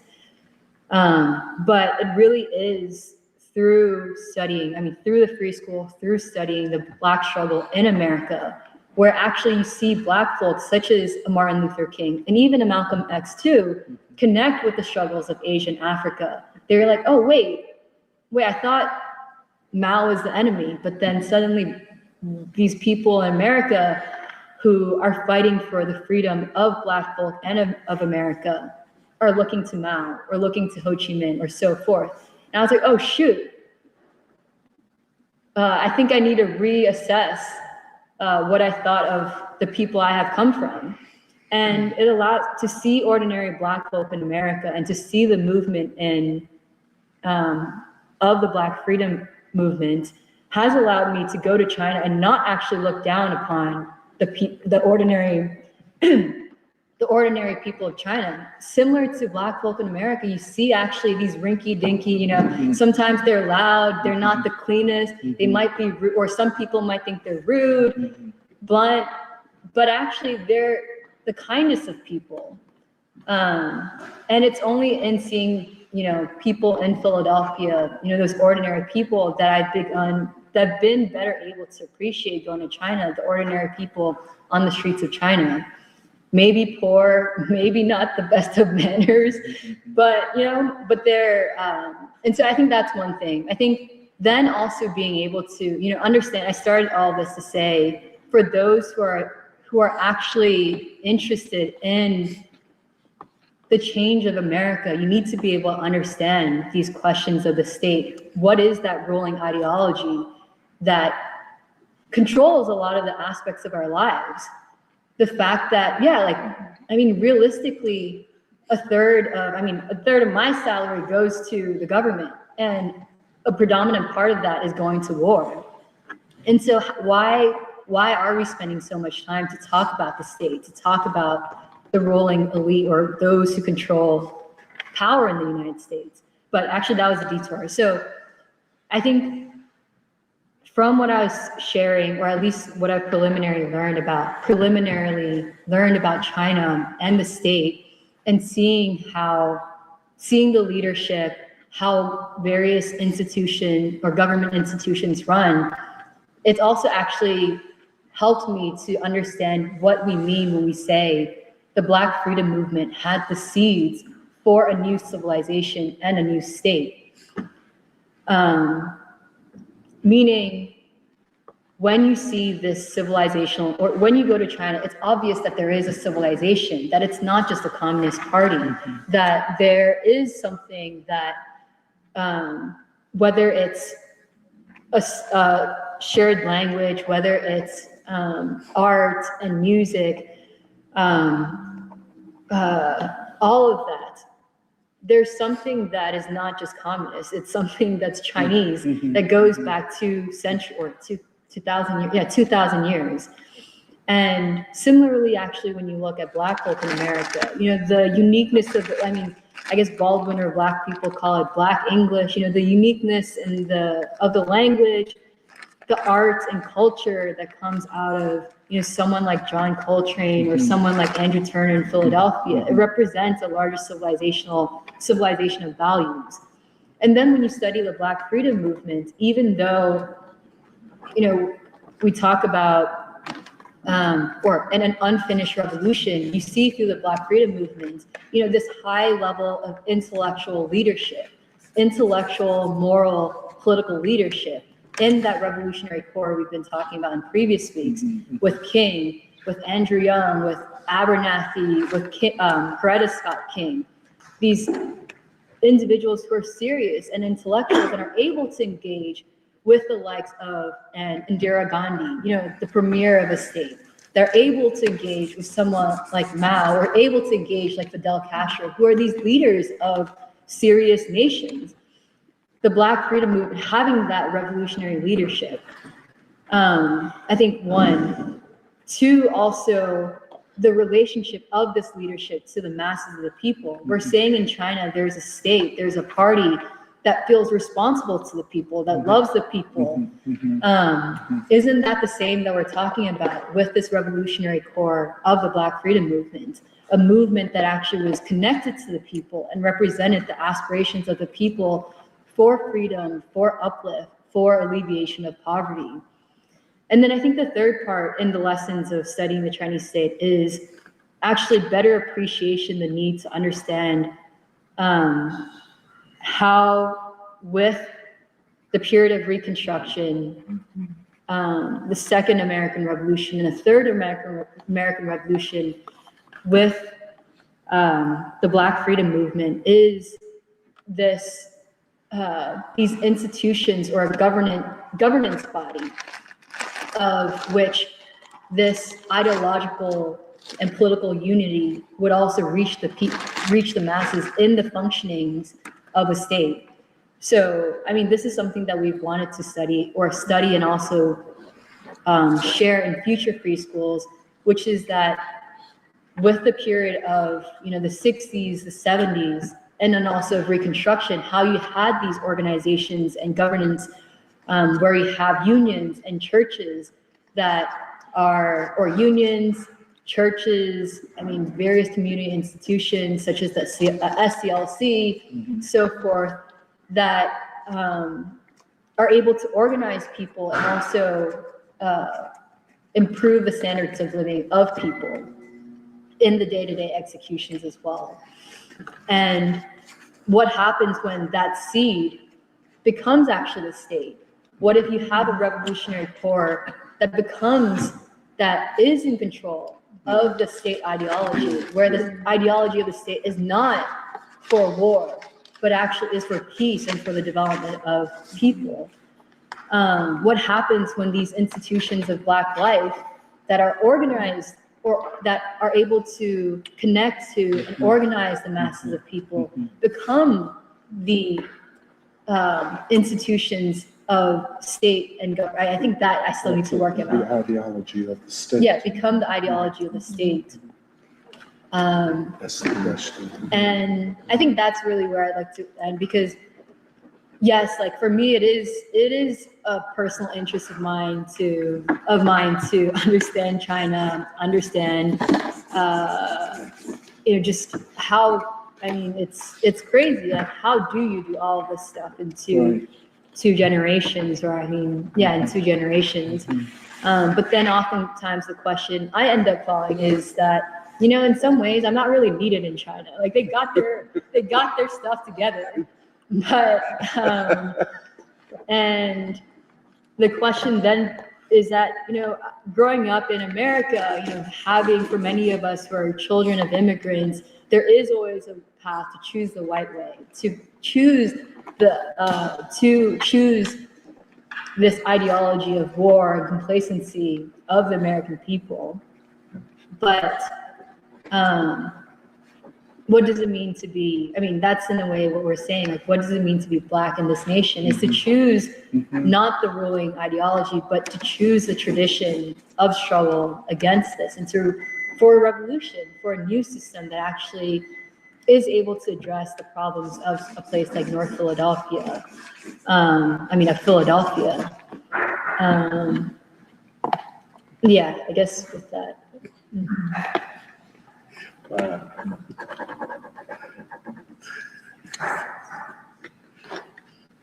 Go ahead, Eddie. Sure thing. Yeah. I want to try to address a lot of what you opened up with and tie it all together. Specifically, the ideological crisis of the state, which is to say that the state is not able to operate as it used to, and is in decline, and is now faced with the question of, what are we going to do in the face of this defeat and decline, which is in part due to the, I guess, commanding heights of the state being the military and the social contract that the state has for the well-being of the people basically being violated and seemingly non-existent, which makes the state illegitimate to most of the people. And that begs like two questions, puts forward two tasks at the very least, to start with, many more, but two tasks, which is one, how to overcome the current state, which is how do we remove those people that have the power to determine the future of our country and the people, remove that power from them and put it in our hands. And another, which is to win the people over. These are two not necessarily conflicting, but distinct aspects of seizing state power, which we have to be able to address. And I feel bad because honestly, the way that I feel that I can most readily address this right now is just what I've been reading recently with Cuba. I want to talk about China and India too, but honestly, I feel most readily available to address it with Cuba. And at the time of Fidel, similar to Cuba, the state was considered illegitimate. At that time, just because the state had been seized through like military force after an election, so that it was like just by its own definition an illegitimate state. And the question of like whether it's like violence or non-violence, how to like seize state power and win the people over. Winning the people over and being able to govern, you're not going to wage a like military confrontation against the people. Like, you have to be able to put a program on the table that the people are able to get behind on and see themselves being a part of in some way. And at least maybe it's Fidel's humility, but in the way I read his autobiography, the way that they achieved state power didn't really, to me, seem like very strongly to be the military confrontation. No, it wasn't. Honestly, he recounts, he spends the majority of the time recounting these like crushing defeats that they faced with military confrontation, where like so many of his like brave, heroic, volunteers, which were a very small number of people, were either captured or killed, including himself.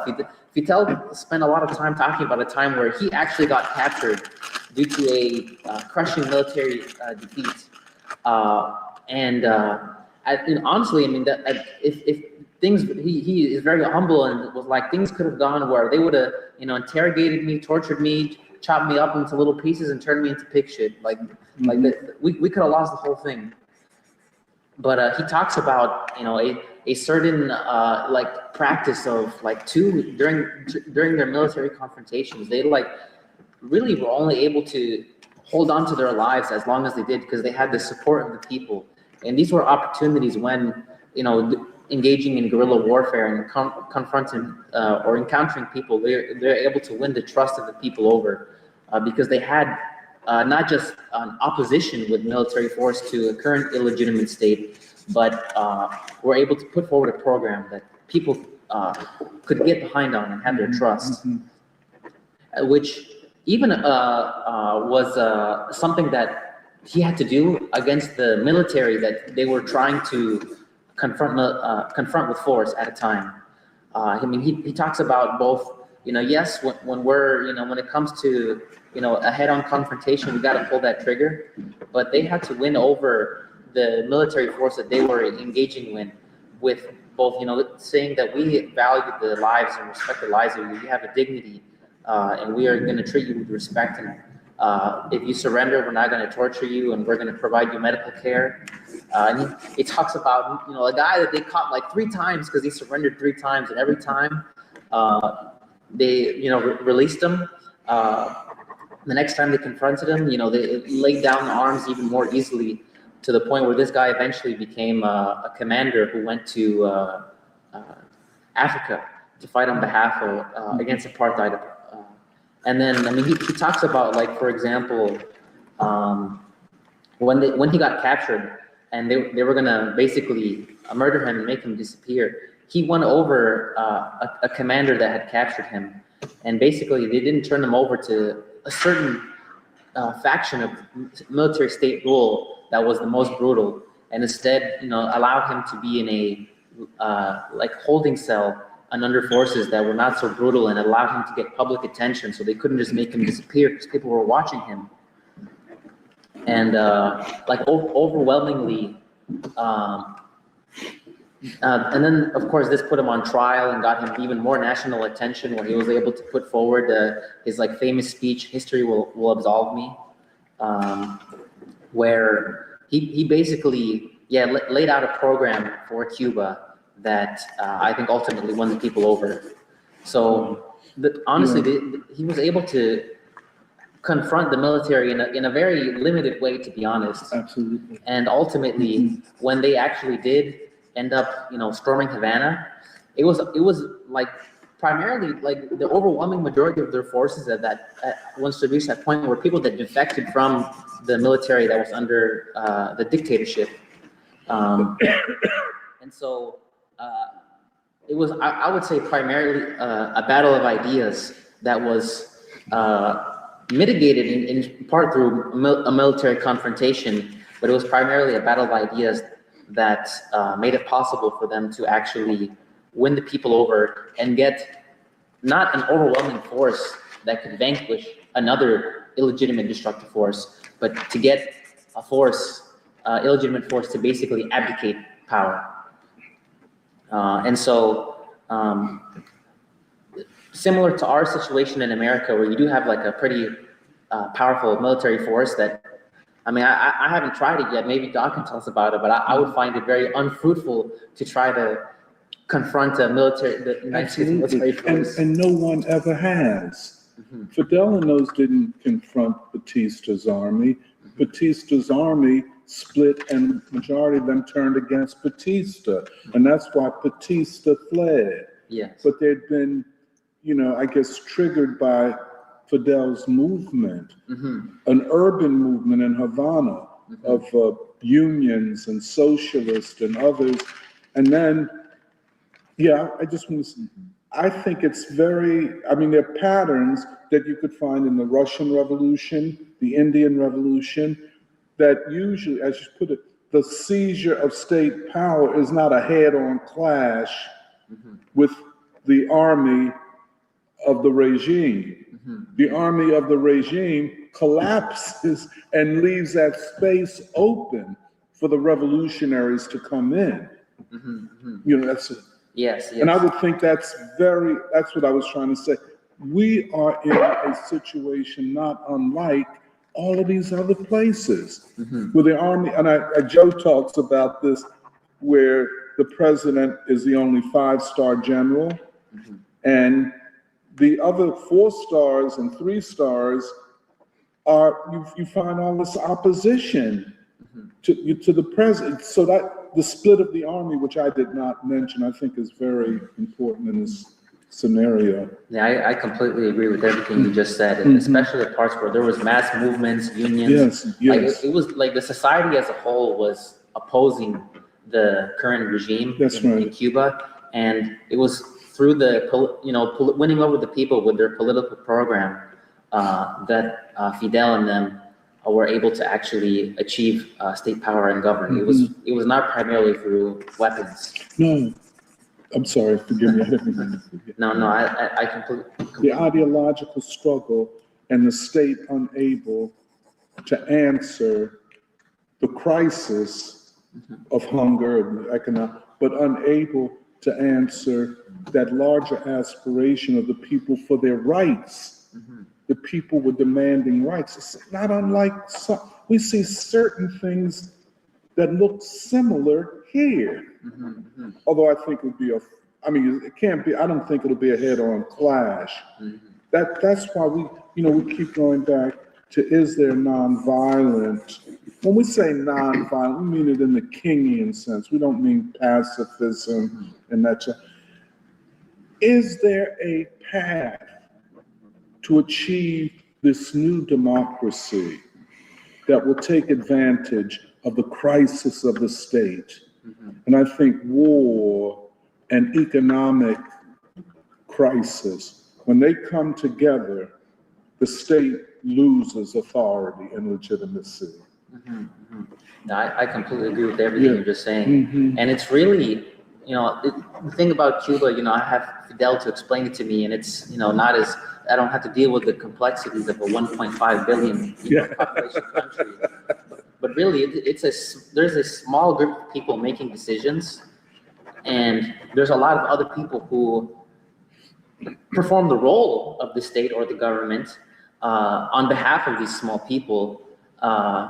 As I saw in Cuba, Fidel was able to win these people over who were performing the role of the state. I'm not really interested in winning over the majority or even any number of the current people that are plunging us into a war with Iran because of the decisions they make, or supporting Israel, or I don't know, putting guns and drugs into the community here in the United States. I'm not primarily interested in winning those over people, but there's people within the operation of the state who are regular people. It doesn't have to be dramatic like the military. I guess I would say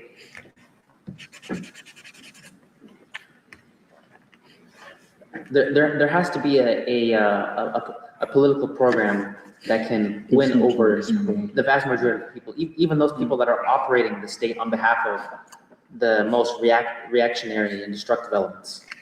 I guess that brings me to, one final point that I was able to draw from Cuba that I would like to parallel to our situation, which is a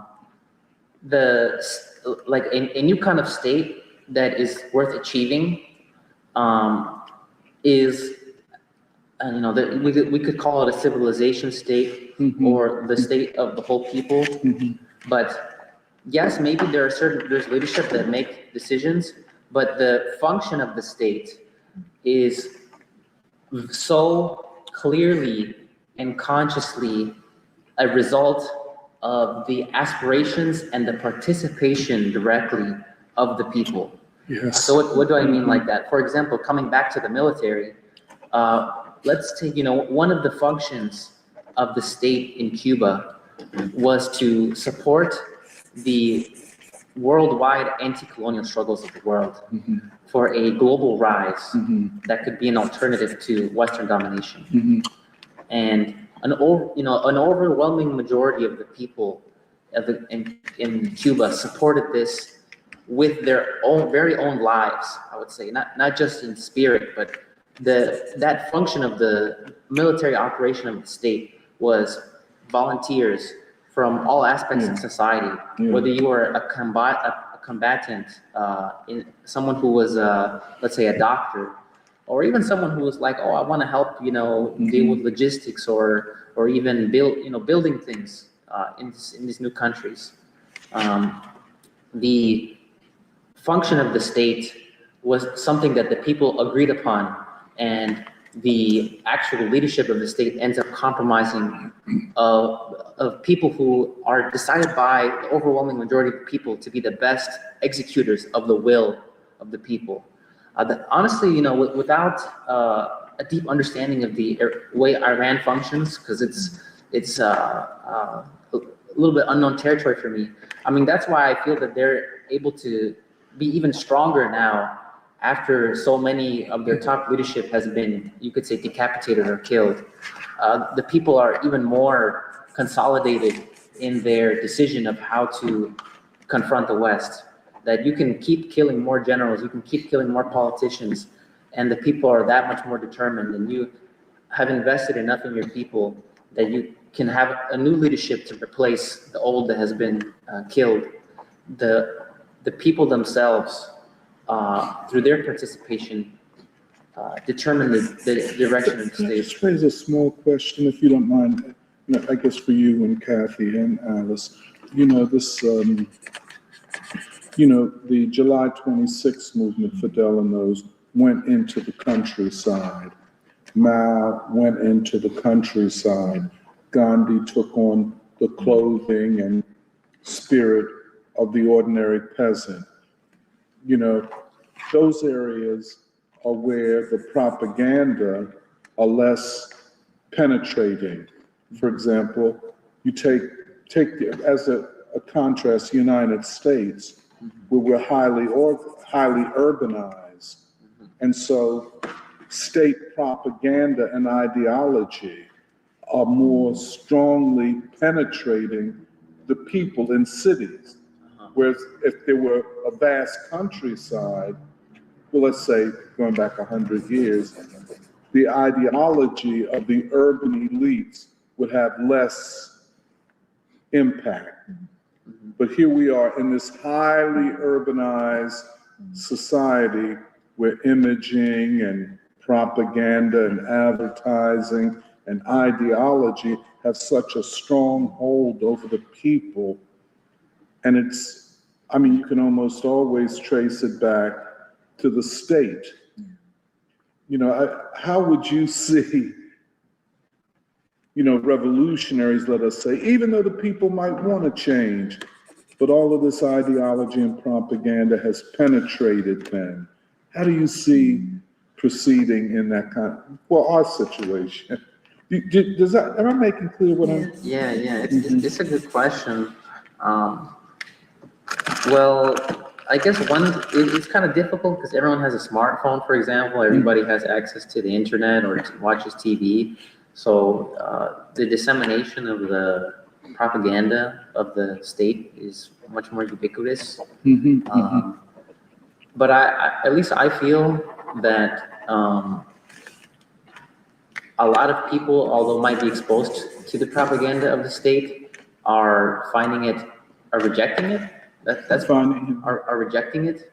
That's my hope. I could be wrong. Yeah. I have to think a little bit more about your question. I find this a great challenge. You know, we've tried to, you know, in free school, we've tried to advocate for civilizational values. That's why we say, you know, one country with two civilizations. I think that's almost accurate. And so we try to draw upon the greatest of the civilizational values of Black folk as the greatest of the values of America.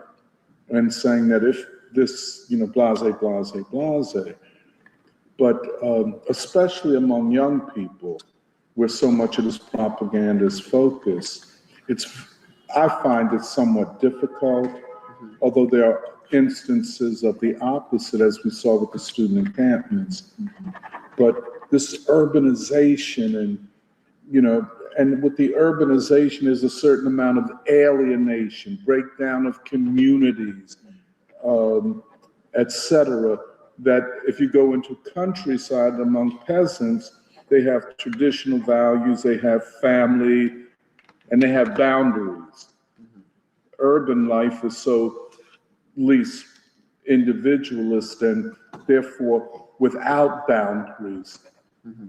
And sometimes the most impoverished seem to adhere to values that are less boundary setting.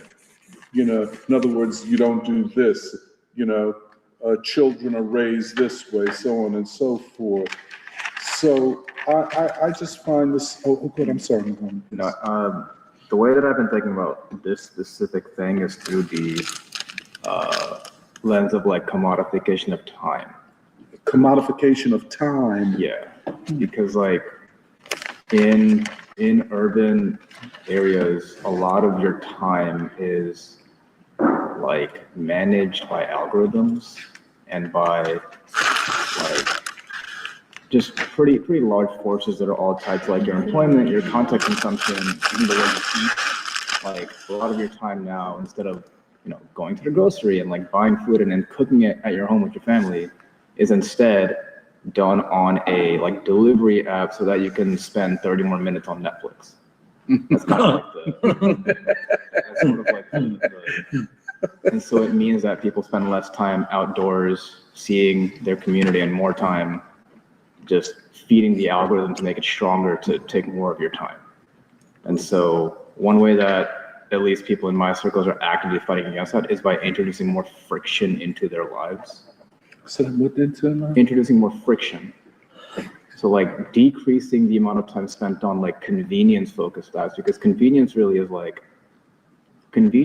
the theft of community, in my opinion. Convenience is the death of community. Yeah, like the community is inconvenience because it means effort. Interesting. Can I ask, did you want to?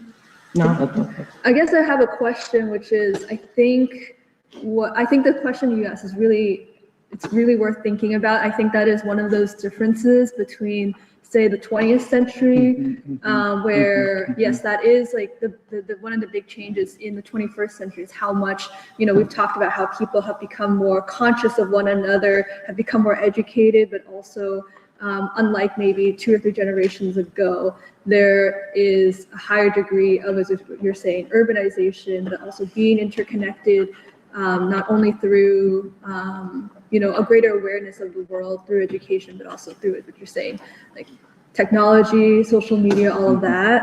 And my sense is that the question around propaganda Yes. and how that like state ideology filters into people's daily lives. It's one where I think we can still see, like, I just want to separate out, I guess, one thing, which is I think we still do believe that the majority of the American people still see the state as very illegitimate, no matter how much propaganda is leveraged at them to try to, coax them back into, wanting to stand with this. Like, I think many people still feel that, like, even after, like, just all these, everything that has led up to this moment has made the American people, but also even the world's people, see the American state as delegitimate. And I think the state is pretty aware of that, right? I think, tell me if you agree with this. I think, like the world's people, the American people have rejected war as an answer to any problem. Yes. And I think this last war kind of shows that. Yeah. So I guess the question is, I think there is still attempts at propaganda to get people to come back to the side of the state. I don't think that's been working. I think it's kind of similar to how people have flat out really rejected Israel after all this. You can't really reverse the effects of all 3 years of, seeing like genocide on your television screens, your phones, all of that, and social media. I guess is the question you're asking more so like how, like, it's not just the delegitimization of this, which is so obvious. It's the question of like, how will people find ways towards those organic ways to relate to one another, to begin to formulate, I guess, a people's alternative, which I think is a harder thing. And what becomes... Yeah, I'm not putting in the right words. No, I think you are. Like, I think, yeah. Let me just ask a question to amplify it if possible. We talk a lot about stranded populations. And when we talk about stranded populations, we're talking about urban populations that when we say stranded, who live in cultural islands, let us say, usually impoverished, poorly educated. And in a lot of ways, you can see a certain state propaganda directed at such populations. I mean, I could see it in Philadelphia, and I don't know, among certain parts of the black population who, you know, a lot of times you say, well, they don't act like black people used to act. Why is, you know, is that islands of poverty in certain neighborhoods. Yes. But, you know, but even poor people tended, y'all tell me, Rhonda, you could tell me, and Joe, we would say that poor people poor black people tended not to act quite like this. You know what I'm saying? So stranded and targeted in a certain propaganda, marketing, whatever, a kind of overconsumption, let us say, of certain sports like basketball. Oh, go ahead. As you said. Just speak up a little bit. Well, yeah, so what they did to black people, the majority, is they captured through the commanding heights of media, the hippocampus, the mind of black people, through music, through sports, food, being constantly and consistently propagandized into a lifestyle that would destroy the family and that would be destructive to the social structure of the family and what is community. Okay, they developed a source code through studying the rock. You know, if you look at the studies, if you look at the science behind psychology, sociology, and psychiatry, they've developed methodologies in which you control and influence a group of people. You can carve them out and create Frankenstein. And they've been successful at it, not just here in our community, but they've done this throughout the world. If you look at it, they've taken this model, and there was, I can't think of it, there was a group of scientists that met in Canada under the auspices of our intelligence agencies about how do you take control of large masses of population without using kinetic force. Yes. And that's what they've done. I agree with that. You know, and you know, anybody can respond to this. It is alarming for anybody, the levels of lethal violence among black people against other black people. It's alarming and frightening. It's like a level of self-hatred there. Well, let me hate themselves. Yes, but see, this other thing is the ruling elite modeling a certain definition of black manhood. In other words, to be, for a younger person, you can say whatever you want about this, John. Let's say a teenager, let's say in one of these stranded populations, he consumes probably more hip hop videos than any other population in the country. His idea of being a black man is associated with violence, being able to kick your ass, or if that don't work, to F you up. You understand what I'm saying? I mean, it could also be, you know, look at all the NBA players that are doing gambling nights, you know, house sheet, you know, Yes, like yes. this is normalized. This is Yes. all the time. Yeah, to normalize frivolity, mediocrity, and then, you know, for example, I know, I find it shocking that a person, an educated person, let us say a professor in an African American studies department, would put a Kendrick Lamar, no matter what you think of Kendrick Lamar, on the level of a John Coltrane or Duke Ellington. Or I've had, and I won't say who it is, person say to me, a grown man, that hip hop is the greatest music we've ever produced. And I'm saying, well, have you ever heard of Duke Ellington? But I think that kind of value system, and especially for Black young men, because you can't predict. I mean, if all I've consumed since I was 5 years old are violent images, and I'm told this is manhood, that is a person who's a danger to everybody close to him. You know what I'm saying? I know, if I could just give one other example, then go ahead, John. Let me just give this example. Yesterday, I had to go to the Apple store to get my phone looked at. And the Apple store is on Walnut Street, you know, kind of high-end marketing area. But also there was a store that sells sneakers, 2 doors from the Apple store. Oh, the Jordan store. Huh? The Jordan store. The Jordans, yeah, I guess that's what it is. Yeah. Oh, you've been there. Kathy took me once. Okay. Well, it's because I work on that block. And Okay. I was just so surprised that, as you're saying, it's like a high-end area. It's like, that's apparently the first Jordan store anywhere. They just chose to do it in Philadelphia. Oh, okay. The weird thing to me is that it's also, well, not weird. I think the stark thing for me is that it's also a place where there's a lot of homeless people too in the center of the city. But I was coming up to the Apple store, so I saw this line. I said, oh God, I'm gonna have to wait in line. This is about 9:30.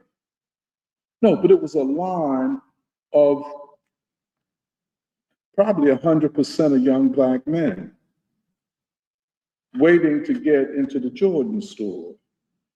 And outside they had, you know, private security, but these private security had on black jackets or Yes. you know, those kind of Bulletproof? bulletproof vests, and they had high powered sidearms and tasers and everything else to manage these young Black men who were neither in school or at work, but yet had enough money to buy what are probably high-end Jordans. Now, and so I was fascinated. So I wanted to just look, you know, get a sense of the body language, the behavior, to see who I'm looking at. And it was very apparent who I was looking at. I was looking at who I would define as that, and I don't think it's a majority. I think it's a lethal minority of young Black men who are a danger to themselves and to the Black community. One of the things that is so obvious, that a high consumption of hip hop, high consumption of Jordans, high consumerism of things that you don't need that badly, but that a certain set of values, a certain imaginary is a part of who they define as who themselves as men. And I said, although we know that generally Black people tend to be on the right side of history, that is not everybody. And we do have a part of us who are danger to us.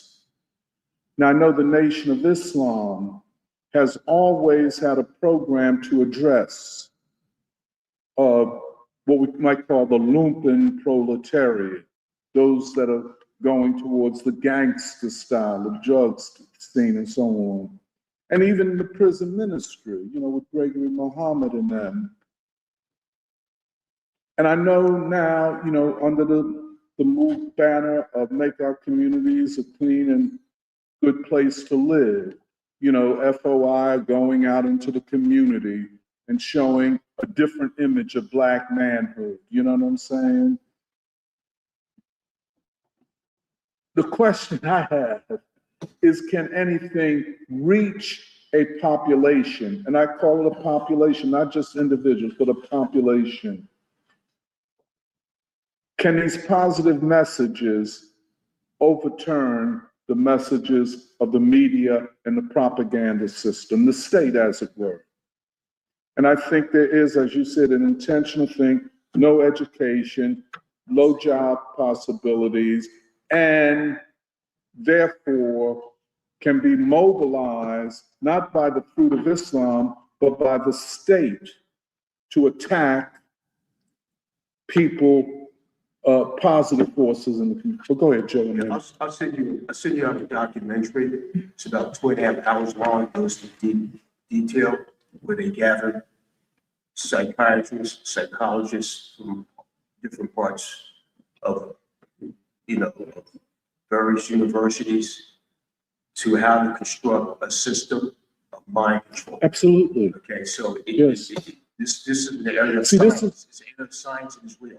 Yeah, see, this is why the nonviolent message or philosophy, a la, let's say, King and Lawson and so on, is an antidote to, although it does not solve the problem of a population who are without education, outside of society, without boundaries, and heavily propagandized by the corporate media and the state to be the antidote to a positive movement. In Montgomery, King and them never faced nothing like this. In Montgomery, in Birmingham, they didn't face anything like this. This group. You can't, and to me, I thought about what you're talking about for a long time. And I told my wife, I don't see how you can solve that with a republic or democracy. You'd have to have a totalitarian state. Yeah. To fix that. Because Russia faced the same thing. Yes. Fall, the Berlin Wall, explosion of drugs, child trafficking, women trafficking, and this totally demoralized, archaic kind of state. Yeah. Took root. At one point, I think something like 40% of young Russian men under the age of 30 were drugs. They were alcohol. They were doing drugs. They were all kinds of what you would call behavior that's not suitable. And so that was one of the things. I agree with you. And the West made sure, the West poured that into Russia.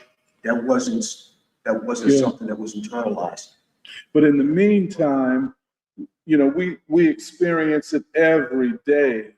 And so, and you look at it, you say, wait a minute, if you're doing this without the provocation of a movement, would you, and everybody is seen as a victim of this, would you, suppose you were paid, suppose you were mobilized to attack a movement?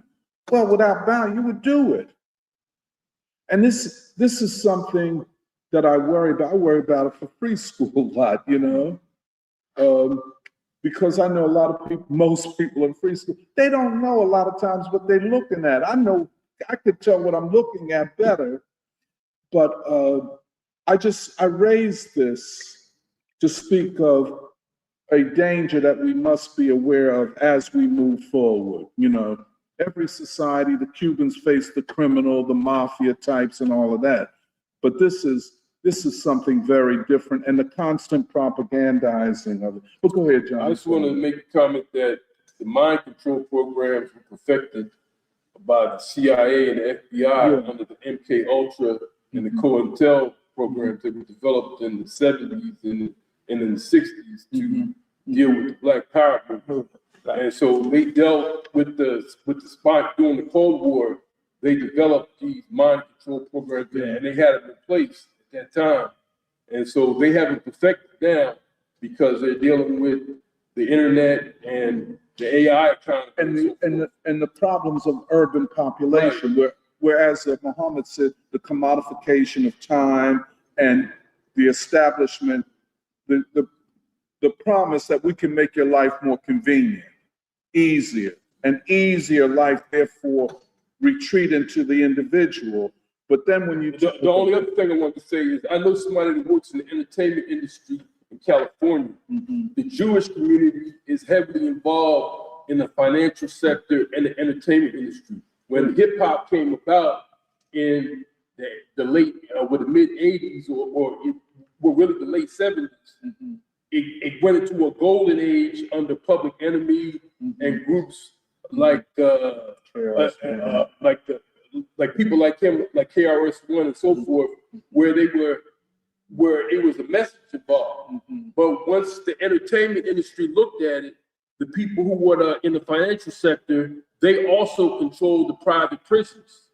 And the private prison people went to the record company people and they said, we can weaponize this culture and we can ruin a lot of the lives of some of these Latinos and Blacks in the inner city. We can get them into prisons and we can have them working for almost free.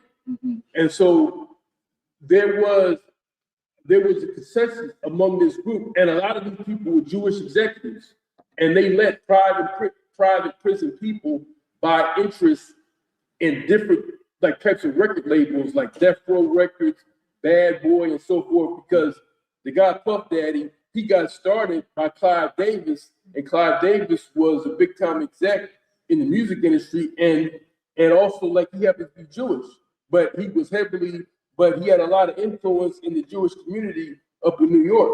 So these two industries came together and they said, these communities are expendable in the inner city. We want to depopulate some of these people. So therefore, we're going to weaponize this culture.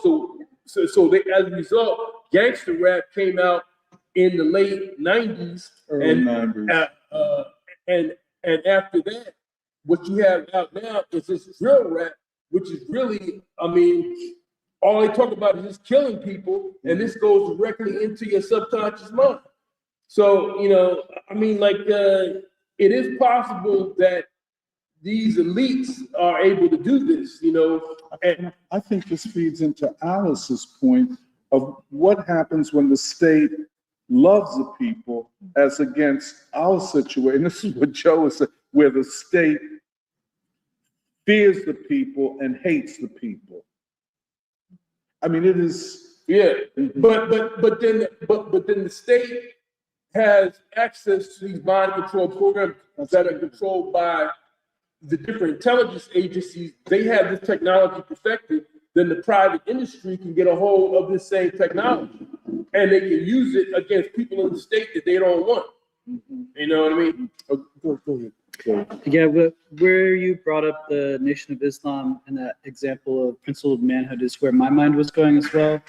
And I can't say for certain what will reach a certain population, but I think the strong hand is not so much that geographic orientation, but the ideological resilience of the Nation of Islam, United House of Prayer, where there is a creation of a culture of values that is resistant to the penetration of that propaganda. Absolutely. I think there's some broader questions that I was jotting down while Alice and Eddie were speaking, and they kind of bring me back now. I was thinking, how can the revolutionary ideology of the Black freedom movement become the ideology of the state? And when Alice, you were talking about the Communist Party in China, looking at its own history and the ideological development of the party, I was wondering, well, for us, what is that force in society,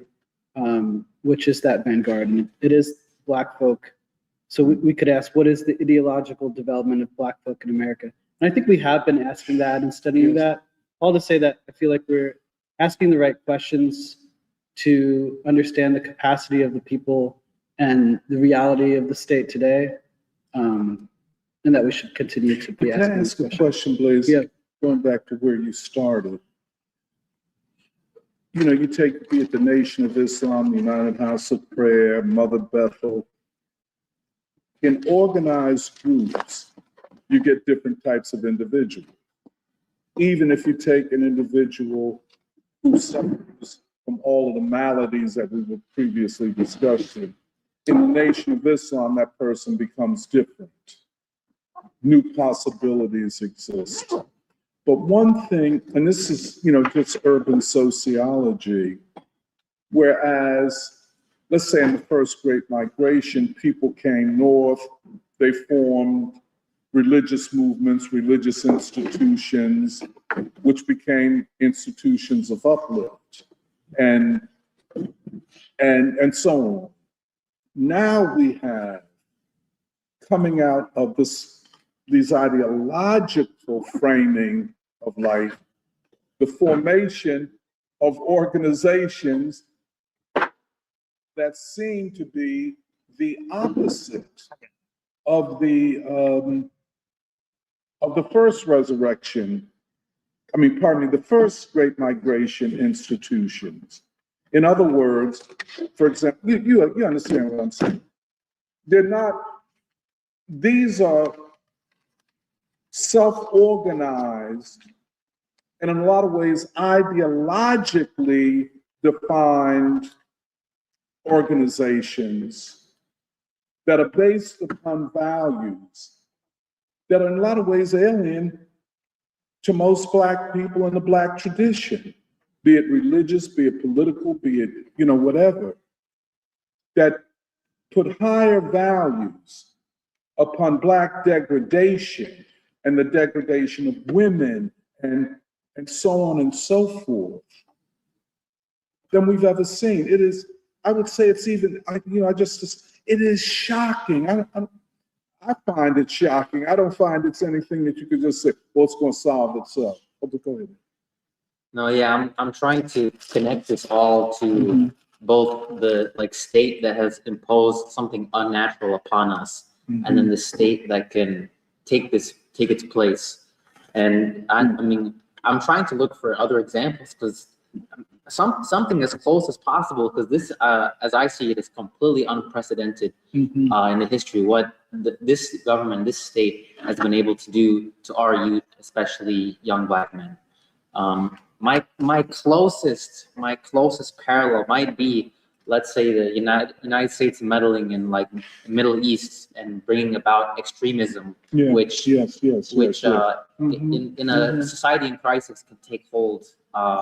I'm sure that's what happened with the Uyghurs, that external influence that was able to take advantage of a people in crisis.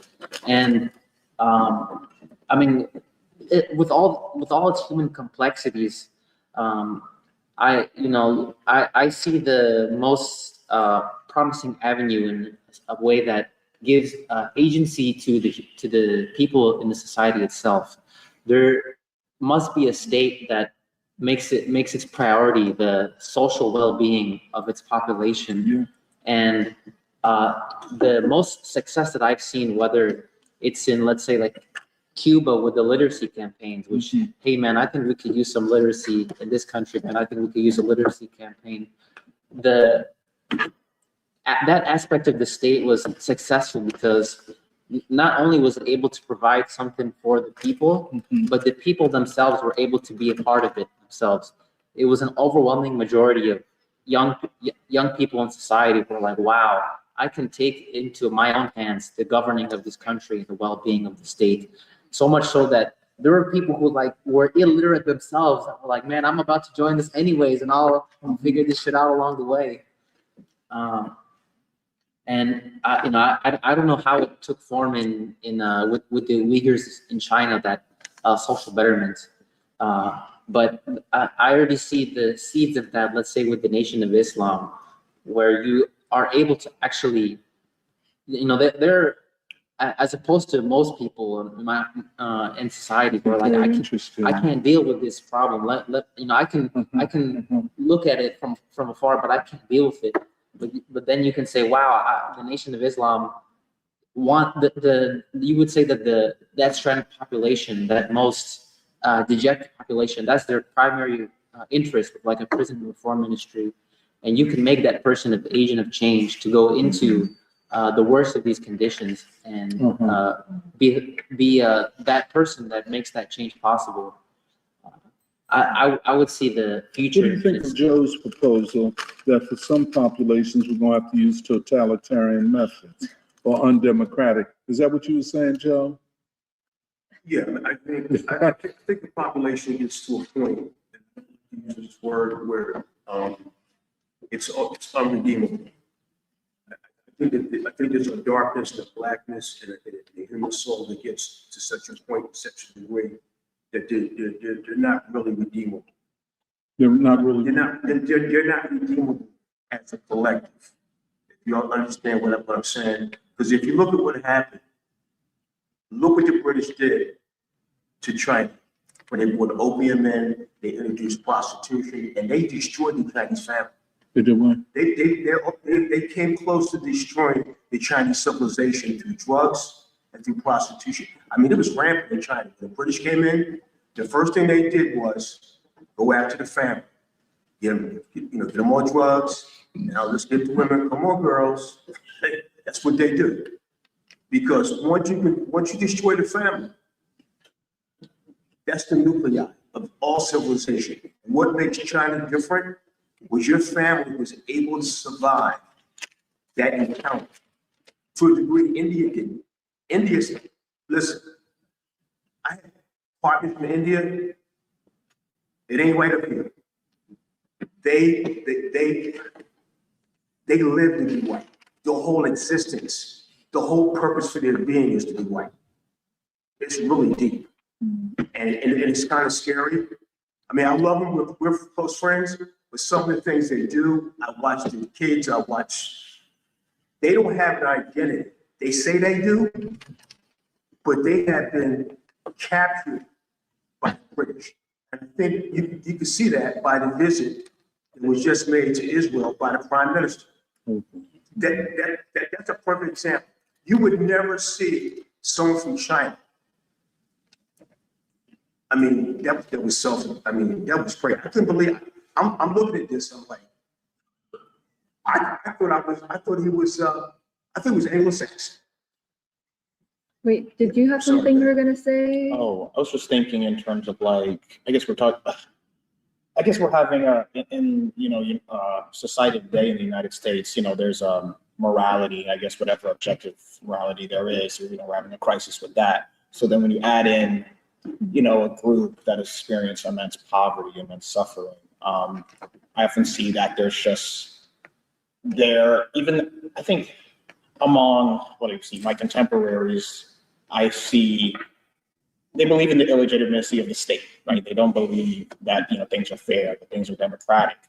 But I think capital is king. I think that's the only thing that they see, and I think they, when they look outside of their race, that's what everybody worships. I think that they see that as their own guiding light. I think what we talk about in free school, like some sense of universal morality, is the key. So I think even when when you mention totalitarian thinking, or like, I don't know, sometimes I even think like re-education camps, even though that's something that we're like told is very like crazy, but there has to be some type of change in the way of thinking, because the programming now is off.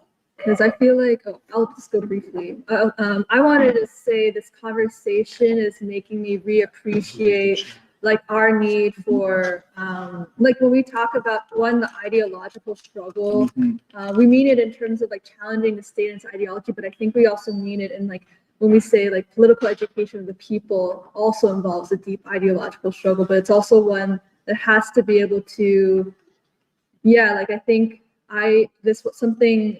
it's dawned on me is how much the need to be able to address head on the reasons for this kind of cynicism, this kind of pessimism also to be able to address the reasons that I think compel people towards,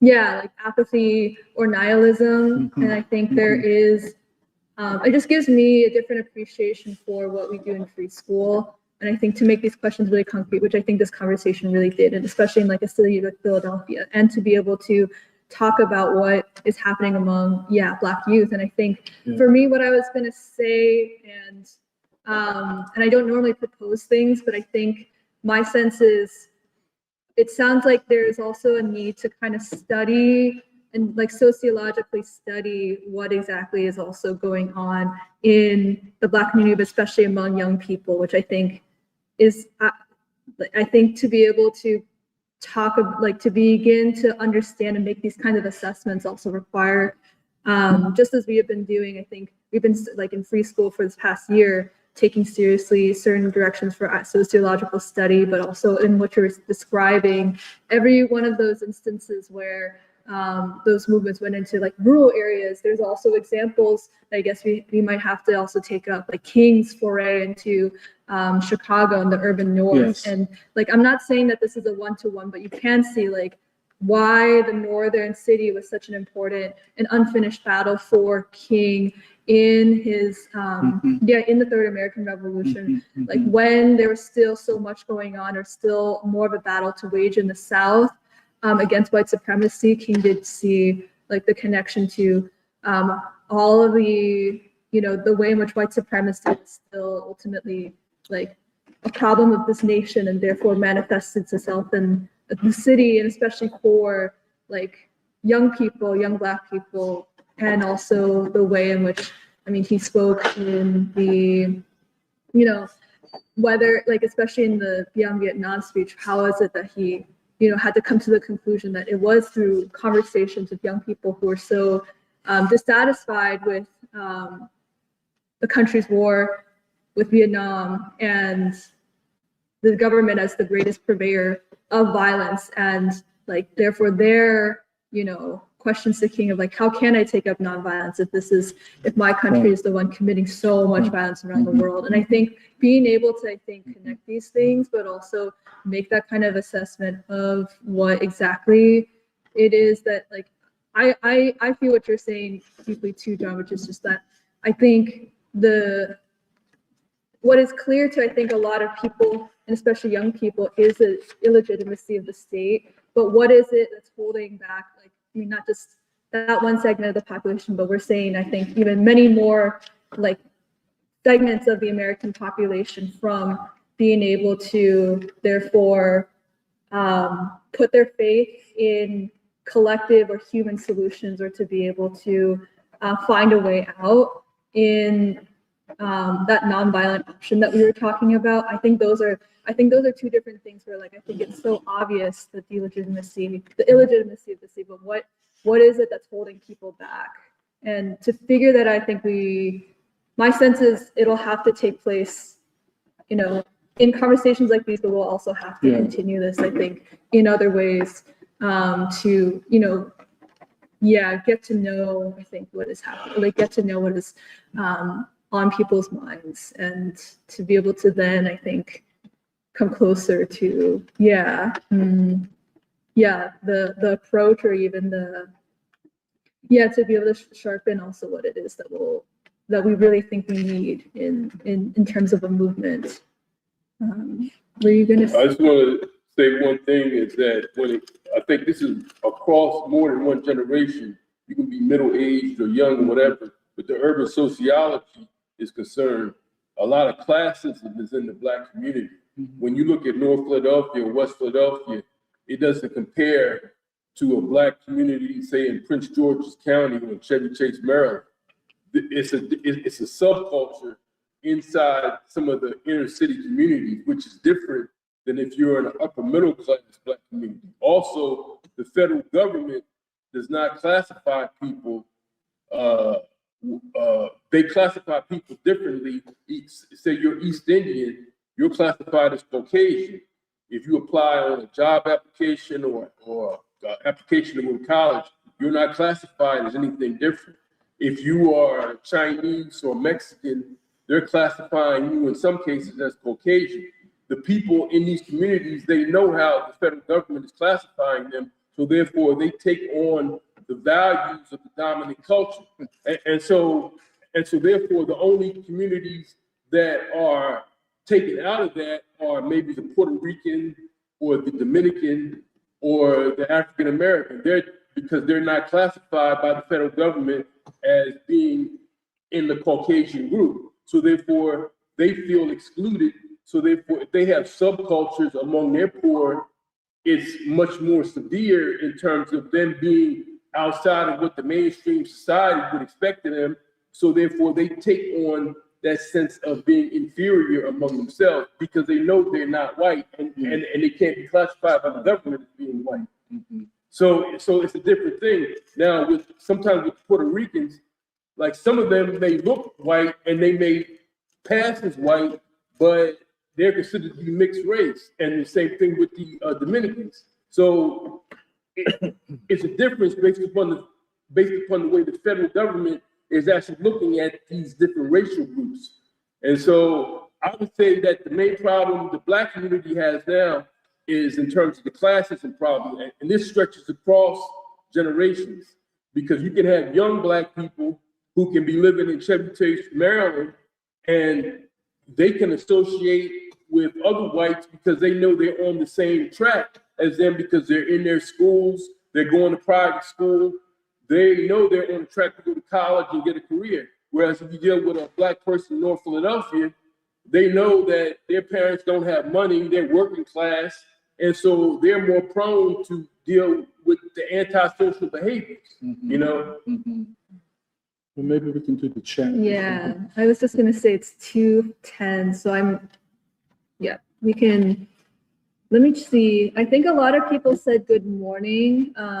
Shantanu, Emily, some of our regulars, Todd and Sparks.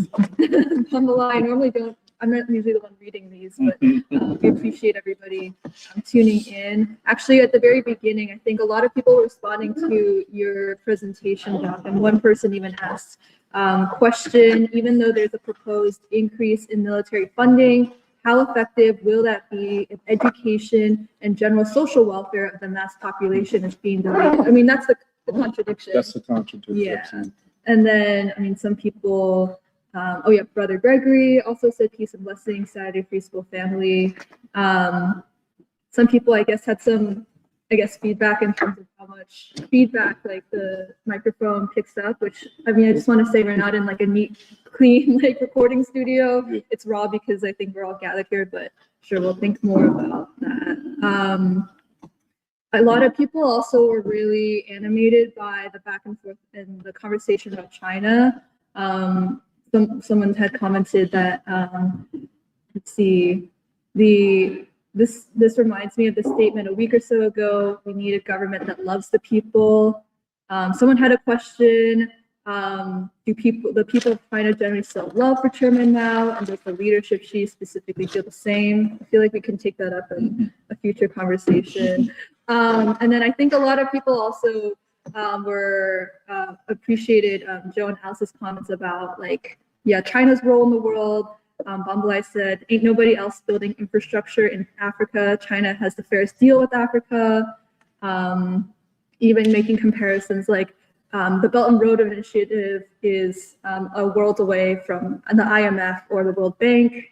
Bambalai also said, in the Gambia, a large British company had a contract for mining a cheap mineral, but it turns out that they were mining uranium and sneaking it out. They were busted with, their colonial mentality, and that ultimately, to Bambalai, the Uyghur situation seems to be mostly Western propaganda, and he adds, divide and conquer is how the empire works, and where does quote unquote information about the Uyghurs come from?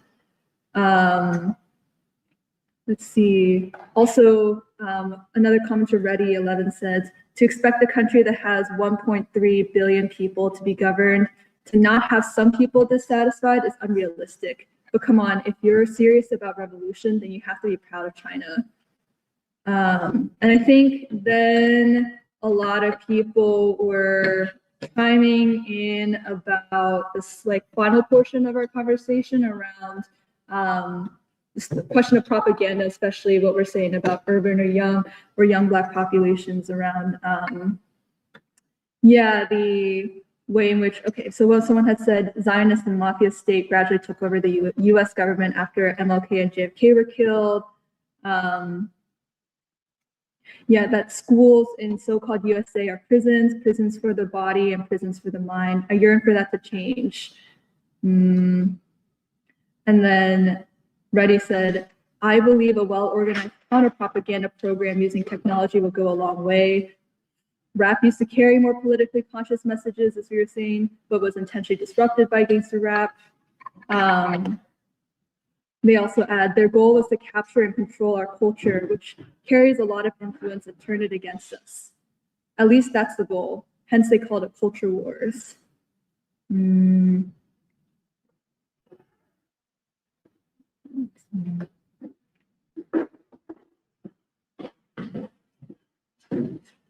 Yeah, someone else adds, people have to learn discernment to be able to think critically independently. And then I believe they're trying to turn our Black popular culture, style, music, sports, entertainment into, quote, an opium of the people. Mhm. And then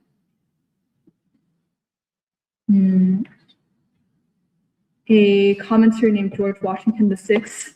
Imperialists hate China, Cuba, Iran, Russia, and their friends because they stood for the rule of law and the common good. Imperialists are freaking out because their time in power is ending now.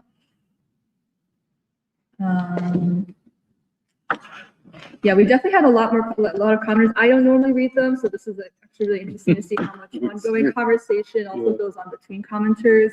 But I think we can continue the conversation next Saturday.